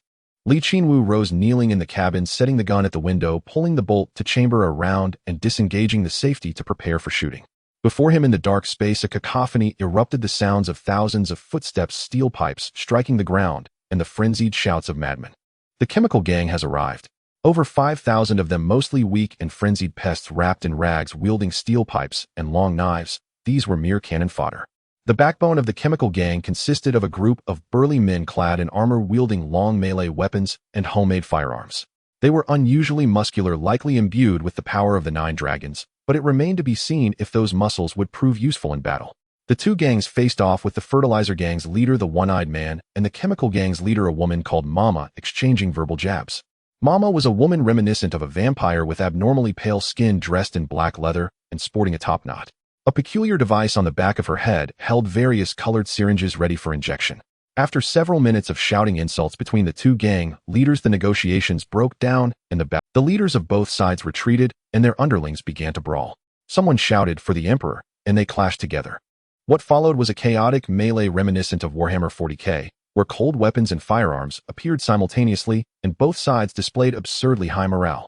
A bunch of Underhive gang members, as if boosted by a morale buff, frenziedly hacked at each other without any retreat. In the center of the battlefield, in the blink of an eye, corpses piled up into a mountain. Then someone thrust a fertilizer gang flag into the pile of corpses.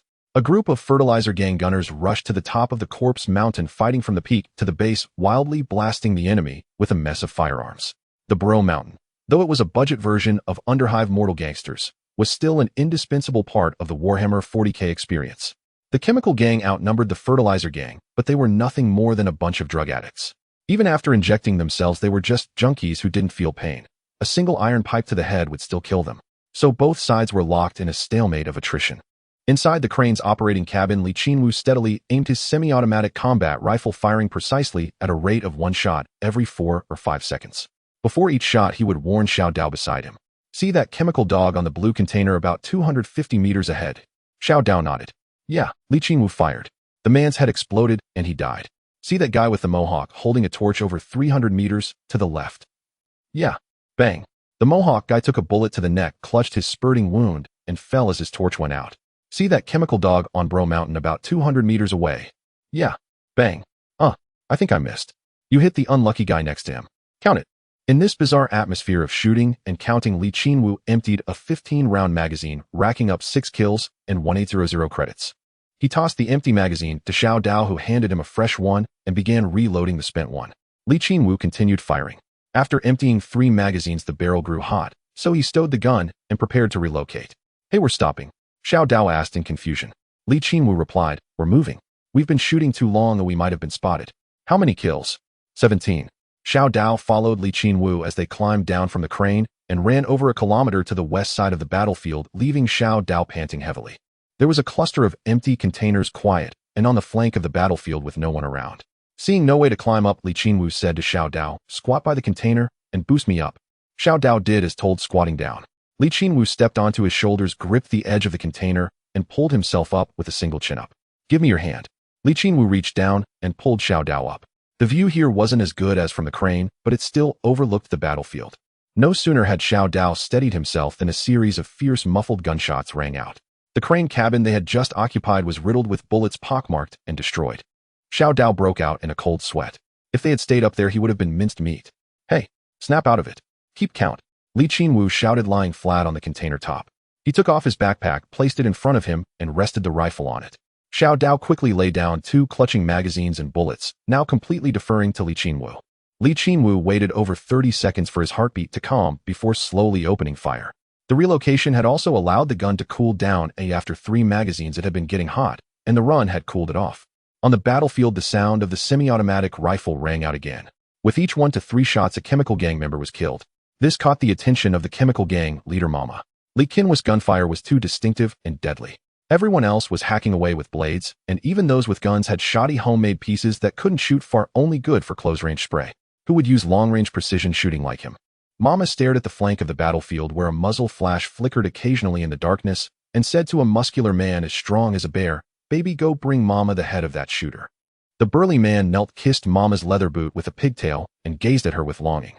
Mama raised her arm, and a needle popped out from her metal gauntlet, plunging into the man's neck, injecting a dose of stimulant. The man instantly reddened with rage. The anger agent turned him into a mini Superman, and he sprinted toward Qinwu's position on the flank at Olympic-level speed. Qinwu was still shooting accurately from the container when he heard heavy footsteps running toward him, drawing his... He saw a 2-meter-tall behemoth, who had worked out for 2.5 years and had a head sharpened by injections, charging at him at incredible speed. Holy shit. Qinwu was startled, swung his gun around, and fired at the target.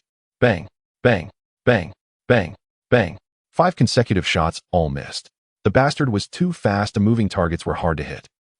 Kill him quick. He's a juiced-up freak. He'll tear us apart. Xiao Dao screamed in terror, clearly traumatized by such things. Li Qinwu ignored him, sat up, took a deep breath, held it, and aligned the sights on the fast-charging muscle freak. Bang! A wet thud followed as a bullet struck the muscle freak's thigh. The large-caliber round tore off a chunk of flesh, causing him to trip mid-sprint and tumble dozens of meters across the ground, scraping off all exposed skin. You hit him. Xiao Dao cheered excitedly, but Li Qinwu wasn't celebrating. That shot wasn't fatal. He reamed at the slowly rising figure, ready to finish him off. He lined up the target in the iron sights and pulled the trigger. Click! The bolt locked back. Empty. Damn it. Magazine. Li Qinwu yelled. Xiao Dao snapped back to reality and quickly handed him a full magazine. Li Qinwu reloaded rapidly, but by then the fallen muscle freak had gotten up. Blood gushed from his thigh where a large chunk of muscle was torn away, but the bone wasn't broken. His pupils contracted to pinpricks, foam bubbled at the corners of his mouth, and his body trembled uncontrollably. He felt no pain from the wound and shrieked neurotically, "Mama wants me to bring back your heads." His muscles tensed, and he sprinted at the peak of human speed, blood spurting from his wound. In less than 10 seconds, he covered over 100 meters, reached the container, and leaped. Just then, Li Qinwu finished loading, yanked the bolt back hard, raised the rifle, aimed at the airborne muscle freak, and pulled the trigger rapidly amid Xiao Dao's terrified screams. Bang! Bang! Bang! Bang! Bang! Bang! Bang! On the front lines, the situation began to shift. The thugs of the fertilizer gang, clad in trash armor and wielding cold steel shields, coordinated surprisingly well, holding off the onslaught of venomous insects. The matriarch of the chemical gang, seeing that most of the poison bugs were dead, commanded her underlings, "Good children, release mothers, obedient hounds to bite the enemy to death." The main force of the chemical gang, the chemical hounds, emerged. Far more elite than the bugs, they were equipped with trash armor, cold weapons, and iron shields. The matriarch's confidants even wielded homemade firearms. The matriarch's strategy was to first exhaust the fertilizer gang's members with the poison bugs, then deploy her chemical hound elites for the decisive battle.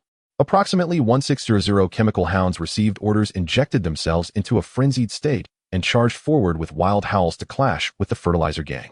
On the fertilizer gang side, their leader Electric Eye let out a cold sneer and commanded a group of special operatives beside him. Begin. Each of these special operatives carried a suicide backpack made of detonators and metal shards capable of unleashing a terrifying storm of shrapnel upon explosion. These men were convicts from the mid-nest captured by the fertilizer gang before they could adapt to life in the bottom nest. The fertilizer gang only targeted those with children, forcing the men to become suicide bombers in exchange for a promise that their families would be spared. Now it was time for these men to fulfill their purpose. A suicide bomber's eyes flickered with fear and pain before hardening into a single question. "Will you take care of my family?" Electric Eye remained silent, but a senior underling stepped forward. 15 years ago, my father died as a suicide bomber. I was only 10 then. Now I am Electric Eye's right-hand man. My mother works in the fertilizer pools and is expected to live until she's 40 before dying of disease. These chilling words made even the hardened listener's hair stand on end, yet here they were touted as a privilege to convince a man to blow himself up. "Swear it. In the name of the Emperor." The man tightened his bomb vest, staring intently at Electric Eye's single orb. "I swear in the name of the Emperor, your child will become my enforcer until adulthood, and your wife my worker. They may die in gang wars from chemical diseases or from overwork, but they will not be toyed with and die without dignity." The man closed his eyes as tears fell. When he opened them again, they were filled with nothing but brutality and ferocity. 50 suicide men howled as they charged out of the lines, meeting the chemical gang's drug-crazed horde. The two sides collided violently, and then came the explosions. Human bodies were torn apart by the blast, shrapnel flying everywhere, shredding even distant chemical hounds. Blood, organs, shredded flesh, and broken limbs were splattered everywhere by the explosions. They were like stains on the golden boots of the Emperor of mankind, meaningless, worthless. The chemical gang's main assault was largely neutralized by the suicide bombers. Electric Eye roared with laughter, wielding a large blade in his left hand and a massive homemade pistol in his right. He shouted, "Brothers, charge. Let's wipe out these vermin in one fell swoop." With that, he led the charge, boosting the morale of the fertilizer gang. They roared and hacked their way forward, pushing the line toward the chemical gang's territory. The matriarch of the chemical gang gnashed her teeth in fury and yelled, "Release all the chemical pigs." Upon hearing this command, her underlings began to tremble. "But mother, our people are mixed with the enemy. If we release the chemical pigs now..." The matriarch shot a glance, and the underling nearly wet himself. He could only activate all the chemical pigs with the remote. Meanwhile, on a container at the battlefield's flank, Xiao Dao was screeching wildly, repeatedly stabbing a muscular dog that had jumped onto the container. In truth, the muscular dog was already dead. When it leaped up, Li Qinwu had emptied a 15-round magazine from his semi-automatic combat rifle into its chest in 2 seconds.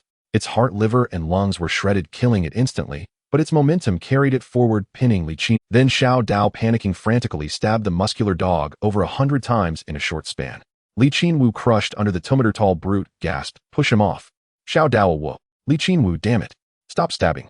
He's dead. Push him off. Xiao Dao froze, looked at the motionless muscular dog, and finally came to his senses, shoving the corpse aside. Li Qinwu got up, caught his breath, then searched the body, pulling 4 poison needles from the dog's pocket. While this loot matched the creature's strength, a mini-boss tier indeed, Li Qinwu was quite satisfied, opened his backpack to store the needles, just as the battlefield shifted again.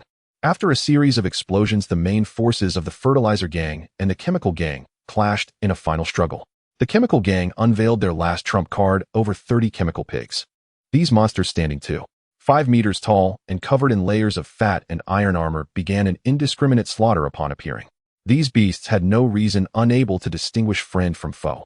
They killed members of the Fertilizer Gang, the Chemical Gang, and even turned on each other when two collided. The battlefield instantly descended into chaos, the situation becoming uncertain once more. From a distance, Li Qinwu saw the Chemical Gang release their pigs. He loaded a magazine of level 5 rounds, planning to complete the black market mission of killing 3 pigs. He aimed at the battlefield for a long time, but didn't fire. It was too chaotic. The pigs leaped and bounded, occasionally tearing apart a person to snack on. Hard to hit. AP rounds were mainly for armor penetration. A headshot could kill instantly, but hitting the body, that thick layer of fat, was problematic, likely dealing no damage at all. After scanning for a while, he suddenly saw a pig grab a chemical hound, pin it to the ground, and sink its massive jaws into the man's belly. The unfortunate chemical hound screamed and screamed as the pig tore open his abdomen and pulled out his intestines. His thin limbs were no match for the mountain of flesh that was the chemical pig. The pig knelt, slurping the entrails like noodles, its head movements growing weaker, making it easier for Li Qinwu. He shouldered the rifle, took a deep breath, held it, and the barrel's sway diminished. He aligned the front and rear sights on the pig's head as it feasted and pulled the trigger. Bang! A high-pressure, armor-piercing, heavy round shot from the muzzle, striking the pig's forehead with precision. The bullet pierced its iron helmet, then its skull, turning its chemically-addled brain into a tangled mess. The creature didn't even grunt, its body stiffened and collapsed. With a single shot, a half-done chemical monster was stripped of life. An AP round eliminated a chemical boar. Li Qinwu was delighted, feeling fortunate, but there was no way to retrieve the anger spine device. The battlefield was chaotic, with personnel from both sides intermingled. He dared not go to collect the spoils. What a pity about the anger potion, a high-grade padding material that he needed to gather more of. After some thought, Li Qinwu glanced at Xiao Dao beside him. By now, Xiao Dao looked at Li Qinwu with utter admiration. He had been keeping count. The chemical dog slain by Li Qinwu numbered over 60. A muscle dog had also been killed, and now a single shot had taken down a chemical boar. This man was a veritable war god. Did he feel no fear? Li Qinwu admitted he felt none at all. After all, he wouldn't die. At worst, he could abandon his gear and redeploy. Still, it was a shame he couldn't retrieve the spoils, so he decided to change his strategy. He asked Xiao Dao, "Are you fast on your feet?" Xiao Dao was taken aback and replied instinctively, "Not bad." "Good enough," Li Qinwu said. A meaningful look crossed Li Qinwu's face as he pointed at the chaotic battlefield.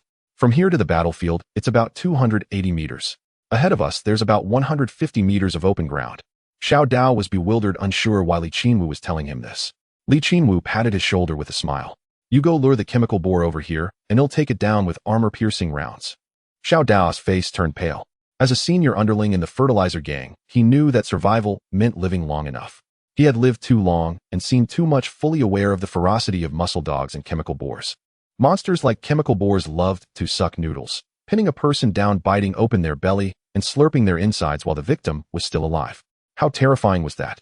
The thought of being caught by a chemical boar and having his insides sucked made Xiao Dao's legs tremble like a sieve. Can't we shoot from here?" Li Qinwu said. "That was because the chemical boar was kneeling to eat someone, its head still. I took it out in one. But look at the battlefield. These things are running all over the place. How am I supposed to hit them?" Xiao Dao surveyed the scene. Indeed, the chemical boars were dashing around, chasing and killing people. The crowd had no effective means against the chemical boars. People from both sides were being killed by the frenzy. The battlefield was gradually expanding as soldiers scattered to avoid danger. This actually worked in Li Qinwu's favor. The larger the field, the lower the density of personnel, the greater the chaos, and the easier it was for him to reap benefits. Seeing Xiao Dao frozen in place, Li Qinwu knew the man dared not act as bait and decided to abandon the lure plan. "Fine, if you don't want to, never mind. I'll go." To his surprise, Xiao Dao, after trembling for a while, blurted out those words with a look of determination in his eyes. Li Qinwu was somewhat astonished. Moments ago, he was scared to death. What had changed? His gaze was as resolute as a gangland warrior's. Qinwu didn't bother asking why. He said, "Listen carefully. Lure only one chemical boar at a time, then run straight across the 150 meters of open ground ahead. You must run in a straight line." Still tense, Xiao Dao gritted his teeth and asked, "Why a straight line? Chemical boars have armor and thick fat. My armor-piercing rounds can only kill them with a headshot. These creatures have no intelligence.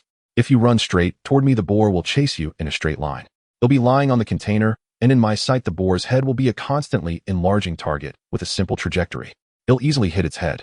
Now understanding, Xiao Dao swiftly climbed down from the container and crept toward the battlefield. Qinwu removed the magazine, loaded it with AP rounds, dragged the muscle dog's corpse over, rested his rifle on it, and waited quietly for the target. Xiao Dao carefully approached the edge of the battlefield, moving stealthily without a sound. He crouched behind a pile of ceramic steel scrap and peered out. Ahead, over a dozen members of the chemical gang were wielding steel pipes and machetes, hacking furiously at a chemical boar. But these cold weapons couldn't penetrate its defense. The blades clanged against the armor, leaving the boar unscathed. A fertilizer gang member let out a shriek and drove a knife into the gap in the boar's groin, armor bursting its demonic orb. An ordinary person would have gone into shock, but the chemical boar only let out a howl, clenched its massive fist, and hammered down. The man's head was driven into his chest cavity. Then the boar swung its arms wildly, striking down everyone around. Those hit had their bones broken and internal organs ruptured, dying in pools of blood. In an instant, 10 chemical gang members lay dead, utterly helpless against the monster. After killing the pests, the chemical boar knelt down, grabbed a limb, and prepared to suck noodles. At that moment, Xiao Dao had steeled himself. Panting heavily, he picked up a piece of ceramic steel scrap and hurled it fiercely at the boar. With a clang, the fragment struck the boar's iron helmet. It instantly raised its head like a predator disturbed at its meal. Xiao Dao threw a second piece and shouted excitedly, "Bastard, come get your daddy." Roar. The chemical boar bellowed, tore the limb in its hands in two, and hurled the pieces viciously at Xiao. Xiao Dao turned and ran. The corpse landed ahead of him, rolling a few times with intestines trailing like a line. By the emperor above. With a shriek, Xiao Dao's pace quickened. Roar. The chemical boar rose, its mountainous body exploding into a charge, pursuing relentlessly. Hearing the thunderous footsteps behind him, Xiao Dao was on the verge of tears. His mind flashed with clips of being caught and savagely dealt with by the boar, spurring him to run even faster. Fortunately, Li Qinwu's plan was sound. An ordinary person at full sprint could match a chemical boar's speed. As long as one could overcome the terror, they could hold out for a few minutes. Xiao Dao zigzagged onto the open ground. He spotted Qinwu lying on the container, 150 meters away, rifle ready. Gritting his teeth, he wished he could run on all fours. The chemical boar smashed through a few empty crates, hot on Xiao Dao's heels, its massive claws reaching forward, drool streaming. Unlike Xiao Dao's soul nearly leaving his body, Qinwu on the container remained utterly calm. He breathed slowly, aligning the front and rear sights to lock onto the running boar. As expected, the boar ran in a straight line with a simple trajectory, its large head only swaying naturally. When the target reached about 100 meters, Qinwu fired. Bang, bang, bang, bang. After 4 shots, with a thunderous crash, the chemical boar crumpled, its head blown apart.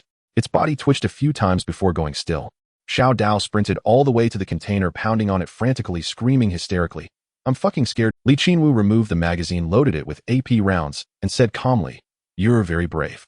Xiao Dao knelt on the ground, gasping for air, feeling as though had been redeemed. But Qinwu added, "Keep going. Lure the second one." The battle between the two gangs had raged for 3 hours, leaving thousands of corpses strewn across the epicenter of the battlefield. After the chemical hogs entered the fray, they devastated the entire area. To neutralize these monstrosities, the fertilizer gang sacrificed a massive number of troops and detonators. At present, the leaders of both factions were holed up in the rear with a few hundred of their most trusted henchmen, all of whom wielded homemade firearms, the very last of the gang's reserves. The low-level grunts had been wiped out, leaving only a few hundred gunmen. Both sides were now deliberating whether to continue the fight. If they stopped, it would be a draw and the reactor would remain undecided. But if they pressed on, they risked exhausting their final assets, leaving them unable to even control their own gangs upon return. Both leaders were caught in a dilemma, the battlefield echoing only with the screams of the wounded. This situation was a boon for Qinwu. Coordinating with Xiao Dao, he lured and shot 3 chemical hogs. Then he ceased fighting and began harvesting. He told Xiao Dao, who was gasping for breath from exhaustion, to rest.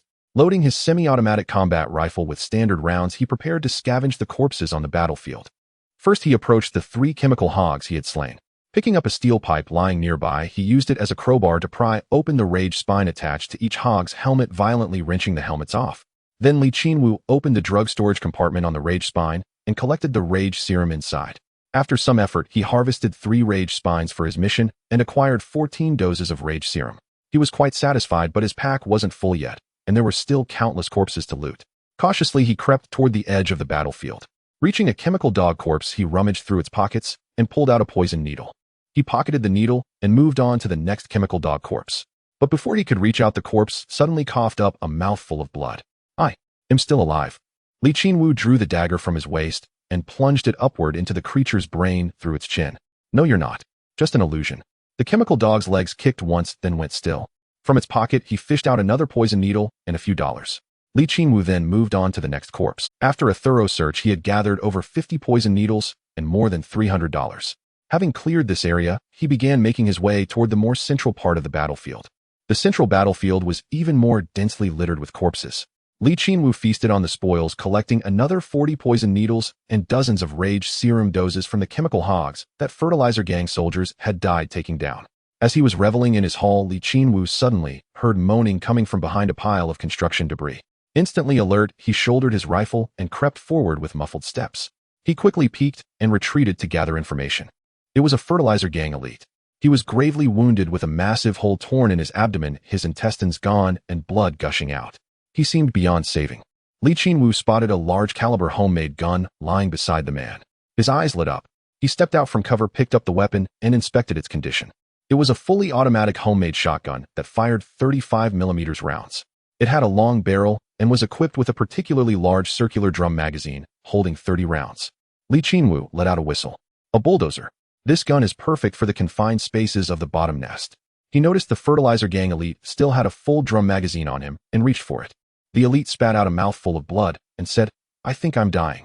Qinwu, while removing the drum from him, replied, "Your guts are torn out probably by a chemical hog. Yeah, you've got about a 1 for chance. Here, lift your ass." The man had a peculiar drum magazine harness that allowed 2 large drums to be slung on either side of his waist. Qinwu decided he wanted that too. Tormented by Qinwu rummaging, the elite cried out in agony, "Stop messing with me. It hurts too much. Just give me a quick death." Qinwu nodded and drew his dagger, but the elite quickly stopped him. "No, don't use the knife. I saw you picking up poison needles on the battlefield. Give me 3 shots." Qinwu thought for a moment, put away his dagger, and pulled 3 poison needles from his pack. He jabbed them directly into the elite's neck. The overdose of chemicals severed the connection between his brain and body. He stopped groaning in pain, his eyes slowly glazing over. Staring at Qinwu, who was now unbuckling his magazine harness, the elite murmured, "In my next life, I don't want to be human." With those words, his head lolled to the side, and he died. Qinwu stuffed the harness into his backpack, stood up, and walked away. Next life. Go report to the chaos.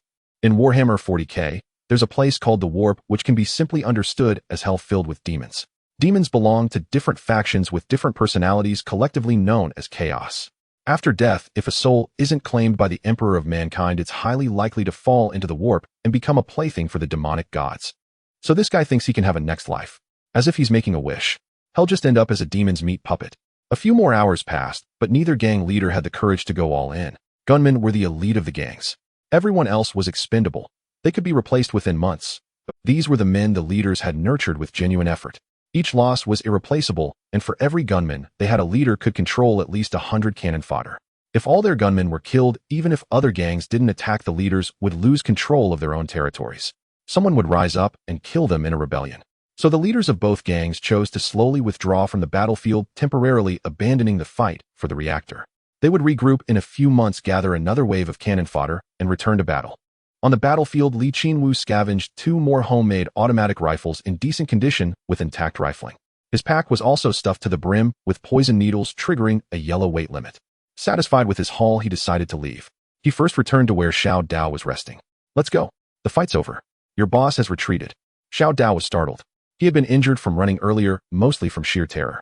After Qinwu killed the 3 chemical hogs, he had told Xiao Dao to rest. Now hearing this, Xiao Dao realized the sounds of gunfire and battle cries had long ceased. He stood up, intending to chase after the main fertilizer gang force, but Qinwu grabbed him and asked, "How many did I kill?" "Remember?" Xiao Dao thought for a moment. 63 chemical dogs and 4 chemical hogs. Qinwu nodded. "Go tell your boss to get the money ready. They'll come collect it in a few days." Then he counted out $300, stuffed it into Xiao Dao's pocket, waved his hand, and disappeared into the darkness. Xiao Dao stood there staring at the $300 in his hand, a bit stunned. "Huh, I get 100 for just running an errand. Li Qinwu wandered around for a while before returning to his hideout. He took a cold shower in the bathroom, washed his clothes, then ran naked to the heater, hanging the garments up to dry. He noticed the knees and seat of his pants were worn through. This old-fashioned worker's uniform made of coarse gray cloth was sturdy, but it couldn't withstand Li Qinwu's constant running and jumping outdoors. His shoes were also ruined, nearly falling apart. He needed to go out and find a few pairs. If he were killed outside, everything on him would drop, and he would respawn naked in his hideout, so he had to keep spare clothing. Li Qinwu placed a grooved piece of iron on the heater, opened a bottle of holy oil, and spread it on the surface. Then he opened a ceramic steel barrel, scooped out some food starch, and began to fry flatbreads. Soon a fried starch cake was ready, and he started eating. After consuming one cake, a status effect appeared in the lower left corner of his vision. Sacred. Sacred, the power of the Emperor of Mankind shields you. You shall not be lost nor cowardly. Evil cannot enter your body. Chaos cannot invade your mind. The light of humanity endures forever. Energy 5, duration 2 hours. After devouring a holy oil fried cake, Li Qinwu's entire body trembled with an indescribable. The sacred status not only boosted his energy attribute by 5 points, enhancing his perception of the world, but also purged all chaos corruption from his body to 0. In the Warhammer 40k universe, everyone carried a trace of chaos corruption. For ordinary people, it was 001 in normal range. In worlds invaded by chaos demons, this number could skyrocket to 200 or 2000. When chaos corruption maxed out, people could be twisted into various demonic monsters. Terrifying indeed. With that single cake, Li Qinwu's sacred status cleared his chaos corruption to 0. One word: exhilarating. Though the chaos corruption in ordinary people was only 0.001, seemingly negligible, the difference between absolute 0 and 1 was immense. Now in this state of utter purity, Li Qinwu felt his soul pristine and incredibly comfortable. He quickly fried the remaining food starch, consuming 1 bottle of holy oil to produce 15 sacred cakes. Then he cleaned the ceramic steel barrel, placed it by the heater to dry for storing the sacred cakes, and slept deeply. When he woke, he lay in bed, checking his attributes and inventory. Attributes: Strength 13, Endurance 14, Energy 12. Firearms Proficiency 16, Throwing Weapons Proficiency 15. Inventory: Laser Rifle 1, PDF Semi-Automatic Combat Rifle 1, Shotgun 1, Homemade Automatic Rifle 2, Pipe Shotgun 1, Homemade Pistol 1. Laser Rifle Magazine 1, 30-round Drum Magazine 2, Homemade Rifle Magazine 6, PDF Semi-Automatic Combat Rifle Magazine 3. 8. 955mm rounds 348. 955mm AP rounds 76. Homemade rifle rounds 421. 35mm shotgun shells 80. Homemade pistol rounds 15. Homemade tear gas grenades 6. Smoke grenades 2. PDF body armor level 3. 1 PDF helmet level 3. 1 magazine. Vest 1 medium hiking backpack 1. Holy oil 2. Sacred cakes 15. Poison needles 78. Rage potions 24. Assets 45890. Fertilizer coupons. After tallying his assets, Li Qinwu dressed, opened the door, and headed to the fertilizer gang's territory. In the past, the fertilizer gang's area was packed with people, but now only a few wandered the corridors, and even the 2 gatekeepers had been replaced by new faces. Li Qinwu navigated effortlessly to the shop of the black market dealer. Nepal glanced at the man's grim expression and casually pulled 3 rage spines from his bag. According to the agreement, hand over the refrigerator, and also what I killed this time. Little Blade should have told you about the black market dealer. Nepal, his face dark, signaled to his underling, who carried the refrigerator over, and set it before Li Qinwu. Nepal then pulled a stack of fertilizer coupons from under the table and slapped them down in front of him. Li Qinwu picked up the money and began counting. This time he had killed 63 chemical dogs and 4 chemical pigs, totaling 200 fertilizer coupons. Not a single coupon short. He pocketed the money, hoisted the refrigerator, and prepared to leave, but Nepal called him back. Wait, I have another. Li Qinwu turned. Speak. We took a heavy hit this time, but it's not over. We won't give up on the react. Boss Electric Eye has poured everything into expanding our forces, planning to fight again in a month. But the chemical gang's expansion will only be faster. Their poison needles attract a swarm of addicts. We need to slow their recruitment. Li Qinwu asked, what's the job? How much? Nepal took a deep breath and placed a 35-kilogram bomb backpack on the table. Take this to the chemical gang's base, detonate it in a crowded area. Do this, and they'll pay you 1000 coupons, plus my friendship. Li Qinwu thought the task was simple, easy money. He accepted immediately. Ding. Quest accept. Black market dealer Nepal needs you to curb the chemical gang's recruitment pace. A bomb detonated in their base will effectively eliminate enough of their manpower. Quest reward 1000 fertilizer coupons. Black market dealer Nepal's favor LV. 2. Li Qinwu asked, how do I prove I succeeded? Nepal replied, I have spies stationed near the chemical gang's perimeter. As long as you detonate the bomb in a crowd, they'll confirm it. Qinwu said, wait a minute. He ran back to his hideout, dropped off his gear, stripped off all his clothes, including his underwear and shoes, wrapped a rag around his leg, and descended to the lower level. He first descended to the reactor, then through a breach on the first level, descending again to teleport near the chemical gang's territory. The chemical gang's base had a grotesque vibe. Everywhere furnaces for mixing chemicals spewed toxic smoke into the air, while hordes of emaciated figures wandered about like skeletons. The chemical gang was also recruiting, and their pace was indeed faster than the fertilizer gangs. Several chemical dogs waved poison needles, drawing in a swarm of addicts eager to sell their lives. Perhaps because recruitment had gotten out of hand, the base was packed with people crammed into every crevice between the chemical furnaces. After a brief survey of the environment, the naked Qinwu sprinted straight into the crowd, his manhood. With the chemical gang in such chaos, both inside and outside the base were teeming with addicts drawn in. No one noticed him, and no one could stop him. He darted deep into the crowd like an eel, weaving frantically among the addicts. The addicts in turn surged forward, desperately drawn by the chemical dogs handing out needles ahead. After pushing forward for what felt like an eternity, Qinwu reached the front of the crowd. A chemical dog slid a poison needle across a long table toward him. Oh, a sturdy lad so eager to serve the gang, huh? Take one. It'll blow your mind. He eyed Qinwu's naked body with its sleek taut muscles and wondered if he should hand this guy over to mama for a massage. Qinwu slapped the needle away and yelled, get lost. I only smoke Furong Wang. Then he leaped onto the long table, and the thousands gathered stared at his crotch, feeling that his confidence might be a bit misplaced. Qinwu prepared to pull the detonation cord on the bomb backpack, but with everyone watching, it felt wrong not to shout something for such a formal occasion. He thought for a moment, then had an idea. He roared for the Space King and yanked the detonation cord. The 35 kilograms of explosives detonated, and Qinwu lost consciousness, instantly feeling no pain. The next second, he respawned naked on his bed in the hideout without even a scrap of cloth. 8 hours had passed since his suicide bombing. Indeed, his death respawn had an 8-hour cooldown, which could be reduced by upgrading the bed. He sprang up like a carp, dressed quickly, and dashed straight to the black market dealer, hand outstretched. Pay up. Nepal's eyes widened in disbelief as he stared at him. What? Didn't you die? Qinwu waved his hand. Nonsense, just pay up quickly. The black marketeer Nepal was still incredulous.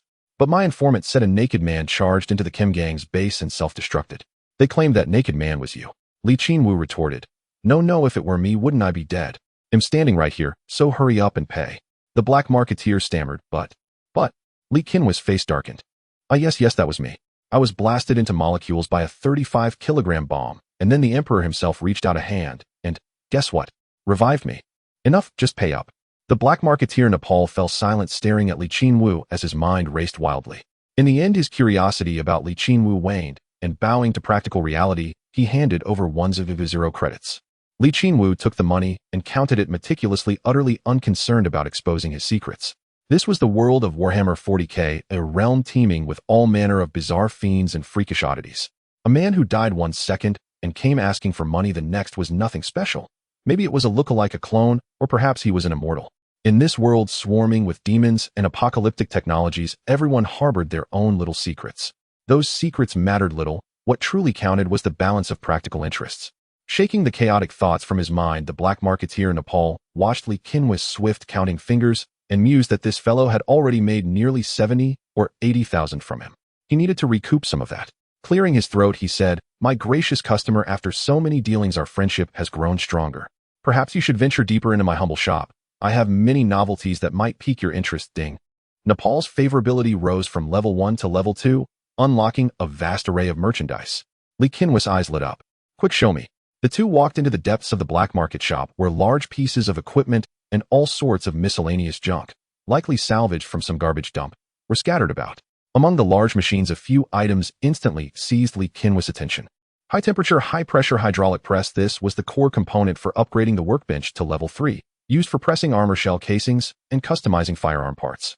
Gunpowder modulator, used for pressing ammunition capable of producing high-penetration large-caliber round. Ceramite powder refining and mixing machine. This device was used to manufacture ceramite armor. It crushed and purified ceramite powder, mixed it with certain metal powders, and then fed it into the high-temperature, high-pressure hydraulic press to mold ceramite armor plates. As for the prices, the hydraulic press cost 100, the gunpowder modulator 0, and the ceramite powder machine 0. The black marketeer also stocked different grades of gunpowder for crafting various tiers of bullets and various specifications of ceramite powder for producing different grades of ceramite armor. Li Qinwu was initially pleased to find that all the items needed to upgrade his workbench to level 3 were available here, but his face instantly fell when he saw the prices. After all his exhausting efforts, he only had 85000 in his pocket. The total for everything was 23000. He couldn't afford a single item. Seeing Li Qinwu's bitter expression, the black marketeer chuckled.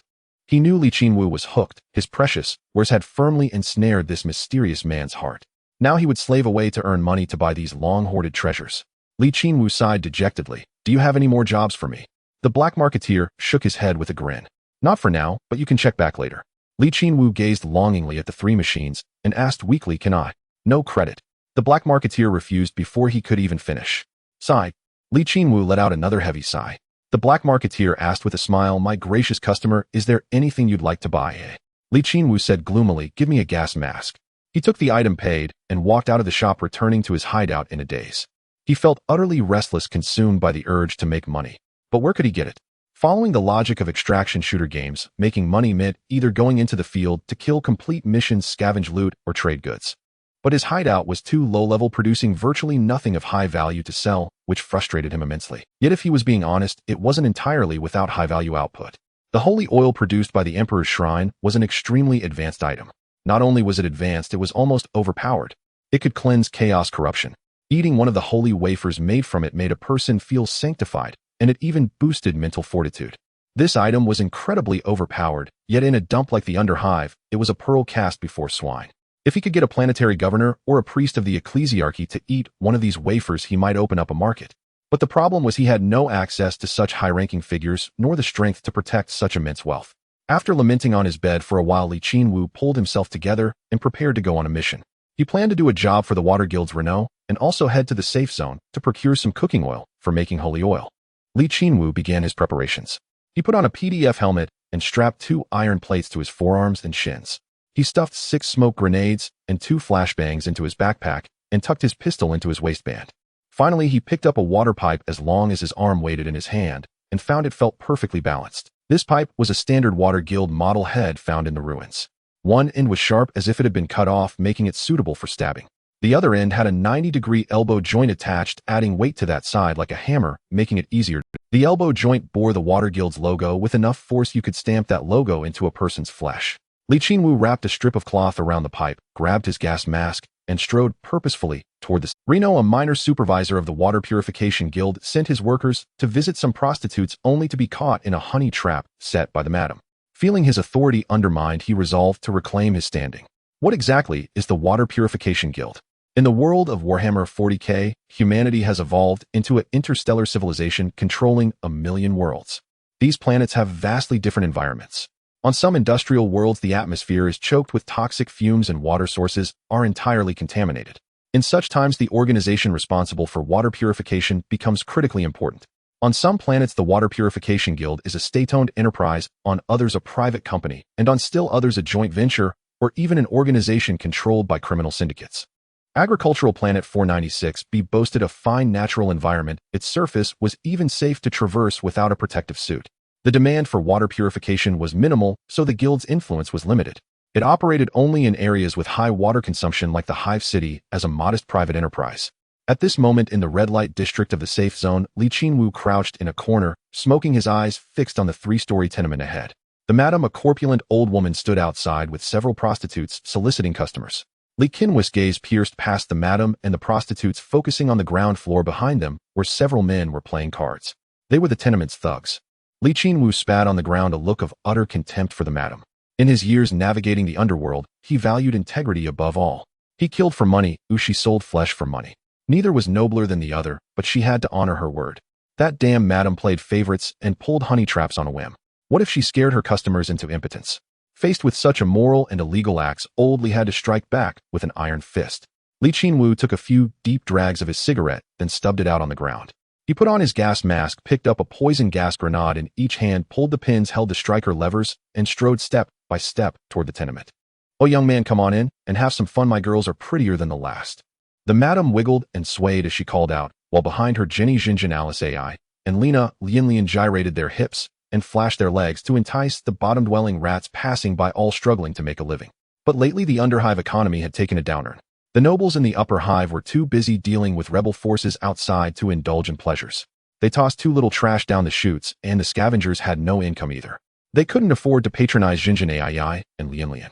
As a result, Jinjin Ai and Lian were on the verge of starving. The madam at her wits' end had resorted to honey-trapping a few workers from the mid-hive. The rats passing by eyed Jinjin Ai and Lian with greedy stares, but the moment the women approached to solicit them, they scurried away. The madam was furious. If no income came in, she would be forced down the path of honey traps again. Just then she spotted a man walking straight toward her. Her eyes lit up. A customer had arrived. Before she could even open her mouth to solicit him, Qinwu hurled the gas grenades. The 2 canisters flew into the first floor of the tenement. The moment they left his hands, the striker levers flipped open, and upon landing they began spewing yellow-green toxic fumes. The gas spread rapidly. Within 5 seconds, the first floor was saturated. The thugs inside felt as if their lungs were filled with pepper spray, and they erupted into violent coughing fits. The madam was stunned by Qinwu's sudden move. Her expression twisted wildly as she reached behind her back, but Qinwu was faster. After throwing the grenades, he wielded a steel pipe in his left hand and a large-caliber homemade pistol in his right. The madam raised her hand, aiming something at him. A small-caliber pistol. Qinwu's pipe was already in motion, swinging down with brutal force onto her gun hand. A sickening crack echoed as the bones in her hand shattered. The pistol clattered to the ground, and she let out a shriek like a stuck pig. Without a moment's hesitation, Qinwu raised his large-caliber pistol and fired at the madam's knee. A thunderous blast. Her kneecap was obliterated. She collapsed to the ground, screaming in agony. Jinjin Agi and Lian were shocked. But instead of fleeing, they pulled knives from their underwear and charged at. Life in the underhive was brutal. A job was of paramount importance. Lose it, and you'd be dragged into a corner by the underhive rats and toyed with until you died. So the moment Qinwu posed a threat, these frail women didn't think of running. They fought for their lives. Either kill Qinwu, this menace, and preserve their current existence, or die and get it over with. That was the resolve of underhive dwellers clinging to survival in this wretched world. And Qinwu's resolve was even greater. He smashed his pipe onto Xinshan's crown. Her skull caved in, her eyeballs bulging from the intracranial pressure. She dropped to the ground, convulsing. Ai charged at him with a wild shriek, aiming her knife. Qinwu dodged the blade and struck her in the stomach with his pipe. Ai let out a pained grunt, doubling over. But she still tried to lunge at him. Qinwu swung his pipe. A sharp crack. Her slender neck snapped, and she went limp. Liana dove for the madam's small-caliber pistol. Her hand had just grasped the gun when Qinwu stomped down, pinning her hand and the weapon to the floor. Oh! Liana screamed and tried to bite his foot. Qinwu shot her in the head, blowing it apart. He picked up the small-caliber pistol and pocketed it, then turned his attention to the thugs on the first floor. By now the first floor was a murky yellow-green haze from the gas. A dozen thugs had stumbled out, rolling on the ground, clutching their throats, coughing and gagging, utterly incapacitated. Wearing his gas mask, Qinwu was unaffected. He gripped his pipe, felt for the Water Purification Guild's insignia, walked over to a thug, raised the pipe high, and brought it down hard on the man's leg. Thus a series of bone-chilling cracks filled the air. All the thugs' legs were broken by Qinwu. He then approached the madam, who was dragging her shattered body across the floor, trying to escape. Qinwu removed his gas mask and tossed it aside. He crouched in front of her, grabbing her hair. Do you know who you've messed with? The madam's eyes were wide with terror. The pain from her broken limbs made tears and snot stream down her face. I'm sorry. How much did Reno pay you? He'll give you 3. No, 10 times that. Qinwu nodded. Good, you understand. Then he kicked her bulky body over, and amidst her terrified screams, he smashed his pipe into her other leg, breaking it as well. By this time, a crowd of underhive dwellers had gathered to watch. They were rats, decomposers, scavengers. Their greedy eyes surveyed the scene, measuring everything with avarice. His mission complete, Qinwu was in high spirits. Seeing the crowd, the seasoned street veteran felt obliged to say a few words. He cleared his throat, pointed his pipe at the onlookers, and shouted, "Kids, always do honest business." Having completed the task and delivered his remarks, Qinwu cast aside the water pipe and melted into the crowd. He trotted cheerfully toward the Pure Water Guild. Before he could even see the shop, he spotted the bottom nest rats queuing for water. The line was longer this time, stretching from the shop near the massive elevator all the way to the shanty town. Over 1,000 people. Qinwu was about to follow the crowd when he saw Renault waving at him, accompanied by a dozen security guards armed with electric batons. Qinwu ambled over with a grin. A smile also graced Renault's face. He had evidently heard what happened at the garbage building. After all, it was only a couple of kilometers away. Renault chuckled. Honest businessman, you work fast. Qinwu showed no reaction to the nickname and cut straight to the chase. What about my reward? Follow me. Renault led Qinwu deeper into the Pure Water Guild's bottom nest shop. It was common knowledge that the so-called safe zone in the bottom nest was a joke. No one cared if you committed murder or arson. However, the shops clustered around the giant elevator were managed by mid-nest personnel, a lifeline granted to the bottom nest by the upper nest, and a true safe zone. If you dared to cause trouble in these shops, the PDF and judicial police would launch a full investigation and no hiding place would save you. So when Qinwu entered the shop, it stirred commotion among the many rats queuing for water. The interior of the Pure Water Guild shop was starkly simple, a few massive pipes integrated into the building structure where workers filled and distributed water into inferior ceramic steel containers. That was all. Renault led Qinwu into the back office and pointed at a cardboard box. Here your payment. Qinwu opened the box to find 100 water purification tablets wrapped in plastic film plus 10 filter cartridges. He smiled. With these he could enjoy complete water freedom in the bottom nest. Ding. Mission complete. Contact Renault's reputation increased from level 0 to level 1, unlocking new items: filter cartridge, water purification tablet, filter fermentation, distiller high-energy drink, water pouch, and distiller's yeast. The high-energy drink was identical to the one in the dark zone, an energy beverage that when consumed would max out your stamina bar. Given that Qinwu could run 3 kilometers on a full stamina bar, one bottle of energy drink would allow him to cover another 3 kilometers when exhausted. It was an ideal item for traversing the map, priced at 10 fertilizer coupons per bottle. As for the filter fermentation distiller, it was an upgrade component for the water purifier, enabling it to brew alcohol. Qinwu's eyes lit up as he pointed at the filter fermentation distiller in the corner of the office. How much? Renault glanced at it and laughed. Oh, this. I bought it to brew private liquor in my spare time, but for some reason the wine I made turned sour and unpleasant. It's been sitting idle. Why are you interested? Qinwu nodded. How much do you want for it? Renault pondered for a moment. It's useless to me and it's secondhand. How about you give me 5,000 and it's yours? Qinwu immediately counted out 5,000 and handed it over. Renault was a gentleman. The device, judging by its appearance, was worth far more than that. He was practically selling it at scrap price. Renault accepted the money with a smile. As a minor supervisor in the Pure Water Guild, such a sum meant little to him. He had originally bought the filter fermentation distiller for 50,000. His main motive was that Qinwu, as someone who handled dirty work, could be useful to him. Since Qinwu wanted it, he found an excuse to give it away. Then Renault took 2 bottles of high-energy drink from a box under the desk, handed one to Qinwu, and opened the other for himself, taking a sip. This is a very popular drink in the mid-nest. It keeps you energized all day, even for late-night work, without feeling drowsy. Give it a try. Qinwu pulled the tab and took a sip. It was a sweet, complex beverage, like Red Bull, but several times more intense. Quite pleasant, actually. But his stamina bar was currently full, so he couldn't gauge its effect. Qinwu said, I like the taste. Do you have more? I'd like to buy some. Renault lifted an entire case of drinks from under the desk. This case has 20 cans with 18 left inside. 10 each. Qinwu counted out 180 and handed it over. Renault accepted it. He didn't care about the money, but he knew how to handle people. Sometimes when someone pays you, it's because they don't want to owe you a favor. If you refuse every payment, what are you implying? That you are bestowing grace. Are you trying to claim their life? Qinwu appreciated such straightforward monetary transactions. He asked, do you have any other jobs for me? They'll take on work in the bottom nest, or even outside the hive city. Renault hesitated. He did have a critical task on his mind, but was he ready to entrust it to this ruthless man? Seeing his hesitation, Qinwu said, I always work first and collect payment later. You can tell me what it is. If I can't do it, I won't ask for a cent. Renault recalled the time they descended the elevator together. This man looked like just another bottom nest rat. How had he gotten to the mid-nest?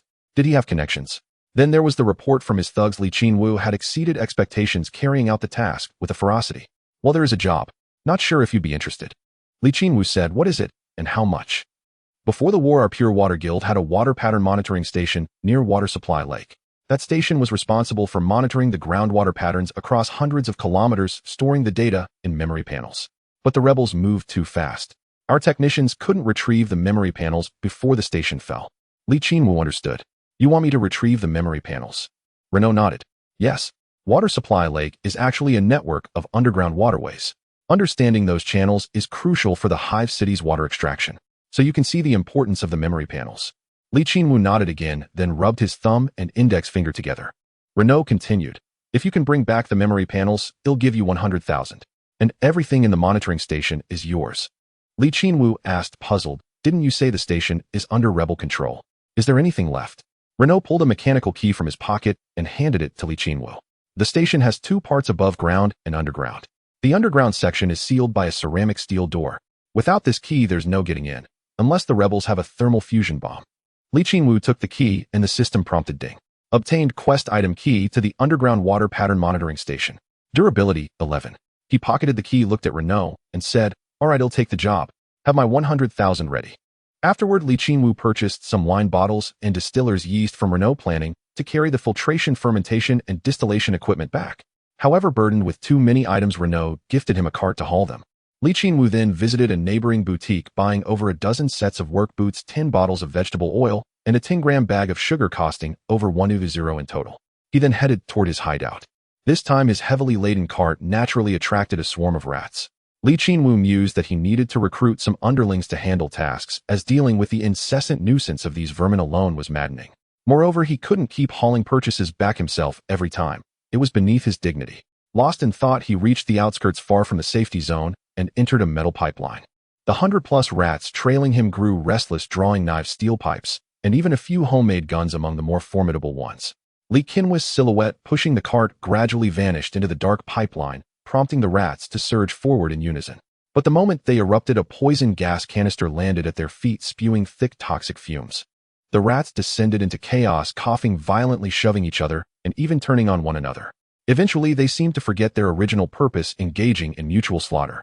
Qinwu paid no heed to their petty squabbles. He strapped a flashlight to the front of the cart for illumination and leisurely trundled back to his hideout. Opening and closing the door, he took a deep breath of the musty air, a truly cozy home. He organized the items, began upgrading the hideout, running wires from the energy LV1 to the water purifier, connecting the filtration, fermentation, and distillation equipment, and linking a series of pipes. This upgraded the water purifier from LV1 to LV2, expanding its functionality to include brewing. Brewing required inputting 5 kilograms of potatoes or other grains, 10 grams of sugar, and 1 unit of yeast. After 12 hours, it would output 1 bottle of moonshine, approximately 500 milliliters. Qinwu washed a few potatoes from his previous haul, fed the yeast and sugar into the brewer, and set it to work. Then he approached the Emperor Shrine, lit an incense candle, and input a bottle of cooking oil to commence production. Afterward, he began his training. As usual, he engaged in shuttle runs and heavy lifting for over 3 hours, drenching himself in sweat. He felt he could devour an entire cow, yet upon checking the system, he found no attribute increases. This was expected. Even intense daily training in reality yielded negligible strength gains. It was a gradual, painstaking process. However, in the Escape from Tarkov Search Fight Evacuate, there was a hideout upgrade option for a gym. PMCs could rapidly increase strength by performing dumbbell chest presses there. Once his hideout was upgraded, he might also see attributes skyrocket. After training, Qinwu tidied up, ate some food, and lay down to sleep. He slept soundly, waking 12 hours later to find the air thick with the aroma of alcohol. The brewer had produced a bottle of moonshine. Holding the moonshine, Qinwu considered taking a sip, but his gaze drifted to the Emperor Shrine, where the incense candle had burned out, yielding a bottle of sacred oil. Could moonshine be sanctified? He approached the Emperor Shrine, stored the sacred oil, lit a new incense candle, and input the bottle of moonshine. The system indicated production would take 24 hours. It actually works. He eagerly anticipated the effects of the sacred wine after 24 hours. Would a sip grant him an audience with the Emperor himself? With production arranged, Qinwu began planning his next mission. Water supply lake. What a coincidence. Renault's task required a trip there, as did Lieutenant Rustank. One involved retrieving an item that required reconnaissance.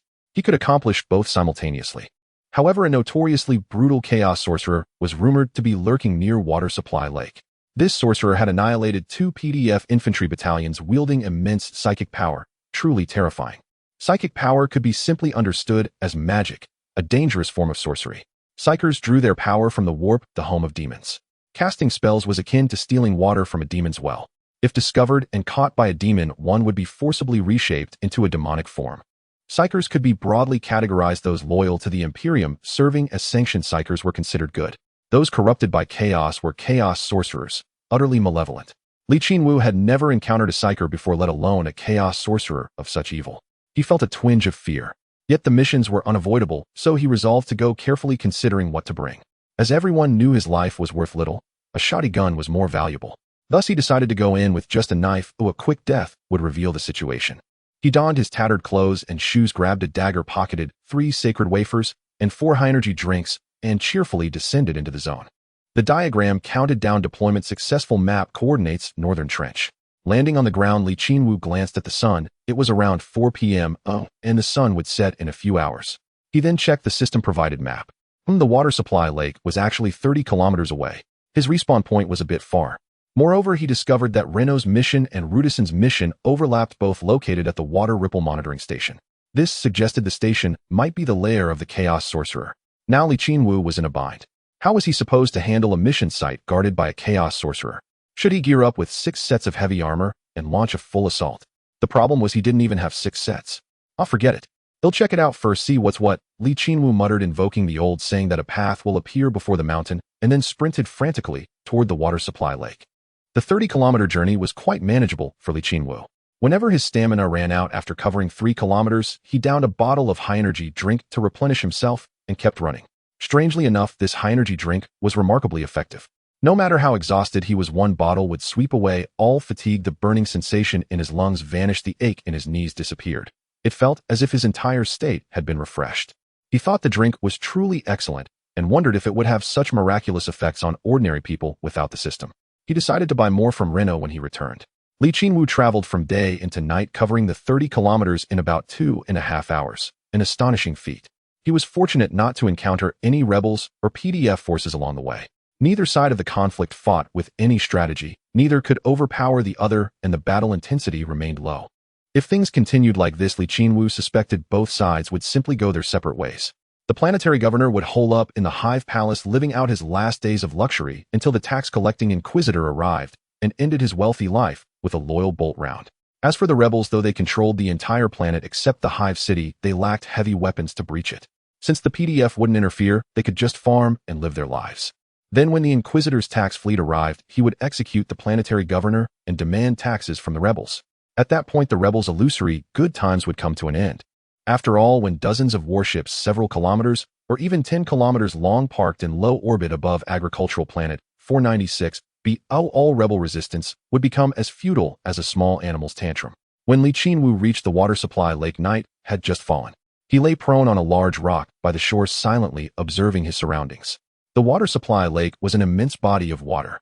Lying on this side of the shore, Qinwu couldn't even see the opposite bank. Fortunately, the water ripple monitoring station wasn't on the far side, but on his side, just over 500 meters from the rock where he lay. Otherwise, he wouldn't have known how to cross the lake. The water ripple monitoring station was a ceramidal steel structure about 7 stories high and quite large. Half of the building stood on land, while the other half extended into the water with numerous detection instruments submerged on the waterward side. A dim yellow light glowed from the 7th floor, likely from candles, indicating someone was inside. Qinwu took out a holy wafer and consumed it, bestowing upon himself a sacred state to resist potential chaos corruption, while also gaining 5 points of energy to enhance his perception. He stared intently at the candlelit window on the 7th floor. Inside was a chaos sorcerer who had killed 2 PDF infantry companies. His heart inexplicably raced with nervousness. He planned to lie there until late at night, waiting for the lights on the 7th floor to go out before sneaking in to investigate.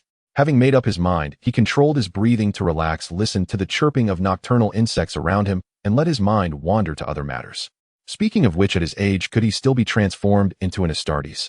An Astartes is a superhuman soldier from Warhammer 40k, undergoing 21 surgical procedures and the implantation of superorgans to become a 3-meter-tall, muscle-bound being with lightning-fast neural reflexes. The success rate of Astartes transformation decreases with age. At nearly 30, Qinwu was essentially ineligible for the procedure. No Astartes chapter would allow a middle-aged man like Qinwu to undergo the transformation. Superhuman organs were precious, and every neophyte candidate faced extremely rigorous scrutiny. Qinwu sighed mournfully. He had finally arrived in the world of Warhammer 40k, only to have no chance of becoming an Astartes. These beings had no natural lifespan limit, virtually no Astartes died of old age, only in battle. The oldest recorded Astartes veteran had lived for over 1,000 years. Combined with the Search-Destroy Regenerate system's immortality, Qinwu could truly achieve absolute eternal life. Oh, what a pity, Qinwu lamented again, then shivered. Why did it feel colder? Why had the nocturnal insects stopped chirping? Why was the ground freezing over? Suddenly, Qinwu felt an icy gaze lock onto him, stirring his most primal instincts. The fear he felt as a child watching his first horror movie trembling under the covers in bed. Damn, I've been found. Qinwu panicked, wanting to jump up and run. But when his brain sent the command to his body, he remained completely motionless. It's over. I'm caught by psychic power. Qinwu's heart turned cold as he realized he was bound by the Chaos Sorcerer's psychic force. He strained with all his might, but couldn't move even a finger, as if hundreds of invisible hands were pinning him down. Rustle, rustle. The sound of grass being brushed came from behind him. A figure radiating an icy aura approached from his back. Listening to the slow approach of footsteps, Qinwu grew even more terrified. An unseen enemy exerted immense pressure on him. The footsteps stopped 3 body lengths behind him, and a somewhat neurotic male voice spoke. A cute little mouse. Did you know I was too bored tonight? Too bored, and came to keep me company on purpose. A force yanked Qinwu up from the ground, and slowly turned him around. Qinwu's eyes widened as he saw a person, a truly horrifying person. The man's scalp was bloody and largely missing. His face was a mess of vertical scratch marks, some so deep they had torn through his skin with drool dripping from the holes. His ears and nose were gone, as if they had been gouged away bit by bit. He wore no shirt, and wires pierced his upper bodice flesh with several strands threading through hundreds of holes in his skin, an utterly grotesque sight. Tonight. Those voices. The voices in my head. They're so intense. He muttered neurotically, extending a withered hand to grab a clump of hair on his bloody scalp and yanked hard. With a tearing sound, a bloody piece of scalp was ripped off. Now Qinwu understood this psyker had inflicted this state on himself. Combined with his mention of voices in his head, he was undoubtedly a rogue psyker. A psyker's projection into the warp is like a torch in the dark night, easily attracting demons eager to harvest. One method was to whisper incessantly in his mind day and night, depriving him of sleep, driving him mad, and corrupting him into a chaos sorcerer. This man had been driven insane by the demonic whispers in his head, leading to frenzied self-mutilation. His complete fall was only days away. Staring at the grotesque psyker, Qinwu tried to speak, but the psychic pressure was so intense, he couldn't even move his lips. The voices in my head tell me to tear your body apart, listen to your screams, devour your entrails. His eyelids twitched, and his body trembled strangely. He extended a bloody claw toward Qinwu's neck. As the hand slowly approached, Qinwu felt the psychic pressure intensify. His bones creaked and groaned. He was being crushed, pain causing him to groan. Damn, being crushed by psychic pressure. That's a novel way to die, Qinwu thought with dark humor. At this point, he was already considering returning to redeploy and gearing up to kill this psyker. He wondered if he should strap on a few dozen kilograms of explosive backpack and detonate himself, hoping to blow up the psyker. Kill him. Tear out his guts. Smash his skull. Scoop out his brains. Snap his neck, pull his trachea from his throat. The demonic voices roared in the psyker's mind like hundreds, shouting, driving him to agony, eroding his sanity, and forcing his body to obey instinctively. I will kill you. The psyker let out a twisted laugh, his bloody hand closing around Qinwu's throat. Just as he was about to tear open the tender throat before him and drink deep of the blood, the maddening, demonic whispers in his mind vanished. The voices are gone. Those voices are gone. The psychic was stunned, then flooded with explosives. Ever since he came of age, whispers had crept into his mind. Over time, these whispers had grown into shouts. A torrent of obscenities and the twisted shrieks of monstrous beings screamed in his brain day and night, denying his body rest, warping his soul, and slowly eroding his very self. But today, now as his hand touched this man's neck, all those whispers vanished. He stared at the man in shock, a man he could tear apart with ease. A cool, moist breeze swept across the lake, and the cheerful chirping of nocturnal insects filled the air, each sound crisp and melodious. The sounds of nature against the howling of demonic whispers were like a mother's tender lullaby, healing his battered and scarred soul. Tears streaked down his face. This man who had twisted himself into a demon clung to Qinwu and wept. Qinwu was utterly baffled. Being embraced by a severely disfigured man who was sobbing made him want to die. Buddy, if you're going to kill me, just do it. Don't attack me with spiritual pollution. As he resigned himself to being a human pillow, a sudden commotion erupted around him. Bang! A gunshot rang out from the darkness, followed by a rapid hail of gunfire. With Qinwu and the psychic at the center, behind them lay the water supply lake, and ahead a serene forest. A storm of gunfire erupted from the woods, revealing an ambush. Qinwu's eyes widened. So much gunfire. It seemed like over 100 people. What was going on? Kill the monster. A shout came from the attackers, and the gunfire intensified. The attackers were rebels. The water monitoring station had once been a small command post for them, directing thousands of rebels in their fight against the PDF. But one day the psychic appeared. This madman instantly killed the command staff at the station, then rampaged through the nearby garrisons, slaughtering nearly 1,000 people over several days. The rebels organized several punitive expeditions, but none succeeded. The monster was too powerful, wielding uncanny abilities that could obliterate a man in an instant or plunge hundreds into hellish illusions, sending them fleeing in terror. The psychic didn't just torment the rebels, he also gave the PDF a hard time. When the PDF learned the station was a rebel command post, they sent an elite company to infiltrate and destroy it. As everyone knew, 2 PDF infantry companies were lost. Then it fell to Lieutenant Rustank to investigate. Fearing a similar fate, he sent Li Qinwu ahead. Now the anomaly at the water monitoring station was common knowledge. Rumors spread among the rebels that a demon had seized the station, causing panic and undermining their stability. Several nearby rebel leaders pooled their automatic weapons, forming a 100-strong automatic rifle corps to launch a night assault on the psychic. In an instant, nearly 1,000 bullets streaked toward Li Qinwu and the psychic. The psychic, still basking in Li Qinwu's embrace, didn't move. He kept his face buried in Li Qinwu's chest, savoring the comfort. But Li Qinwu sensed the psychic unleashing his power. A dense wave of psychic energy spread outward, making the surrounding space feel viscous. Yes, viscous. Li Qinwu watched as the high-velocity bullets racing toward him, and the psychic slowed down, and then abruptly halted in midair, suspended perfectly still. In that moment, hundreds of guns fired and thousands of bullets were frozen in place, 3 body lengths in front of Li Qinwu, forming a hemispherical web of metal. The gunfire gradually ceased. Li Qinwu was stunned, and so were the rebel ambushers. Such terrifying firepower couldn't even scratch this monster. The psychic was still enjoying his embrace, but the thousands of hovering bullets began to turn their tips, aiming at the rebel ambushers in the forest. Quick! Throw grenades! The rebel commander shouted, snapping his men out of their shock. Some frantically reloaded their automatic rifles, while others pulled the pins on their homemade grenades. The next moment, a violent surge of psychic energy erupted and thousands of bullets blasted back toward their originators. A cacophony of agonized screams filled the air as the rebels were torn apart by the metal storm. Some, struck by dozens of bullets, simultaneously exploded into a mess of gore. The forest rustled violently as bullets shredded the leaves. In less than 3 seconds, all 100+ rebel attackers were dead. A rebel squad leader coughed up blood, his chest torn open by several psychic-reflected bullets. With his last breath, he hurled his homemade grenade, but it flew only a few meters before reversing course and landing back in his arms. In his final moment of despair, the grenade exploded, dismembering him and sending him to oblivion. Silence fell over the scene. Li Qinwu surveyed the ravaged battlefield, then looked at the psychic still clinging to him. He realized he could move again. He forced a grin. Want some milk, baby? What the hell? How long are you going to hold me? Li Qinwu felt that if he had committed a crime, he should be judged by the law, not subjected to this torture. The psychic slowly raised his head and met Li Qinwu's eyes. You are special. You carry a pure power. Demons dare not approach me. Who are you? Li Qinwu felt the psychic's oppressive energy fade. He sighed in relief, and looking at the tearful psychic, began to understand. He pulled a holy biscuit from his pocket and offered it. Here, young master, have a biscuit.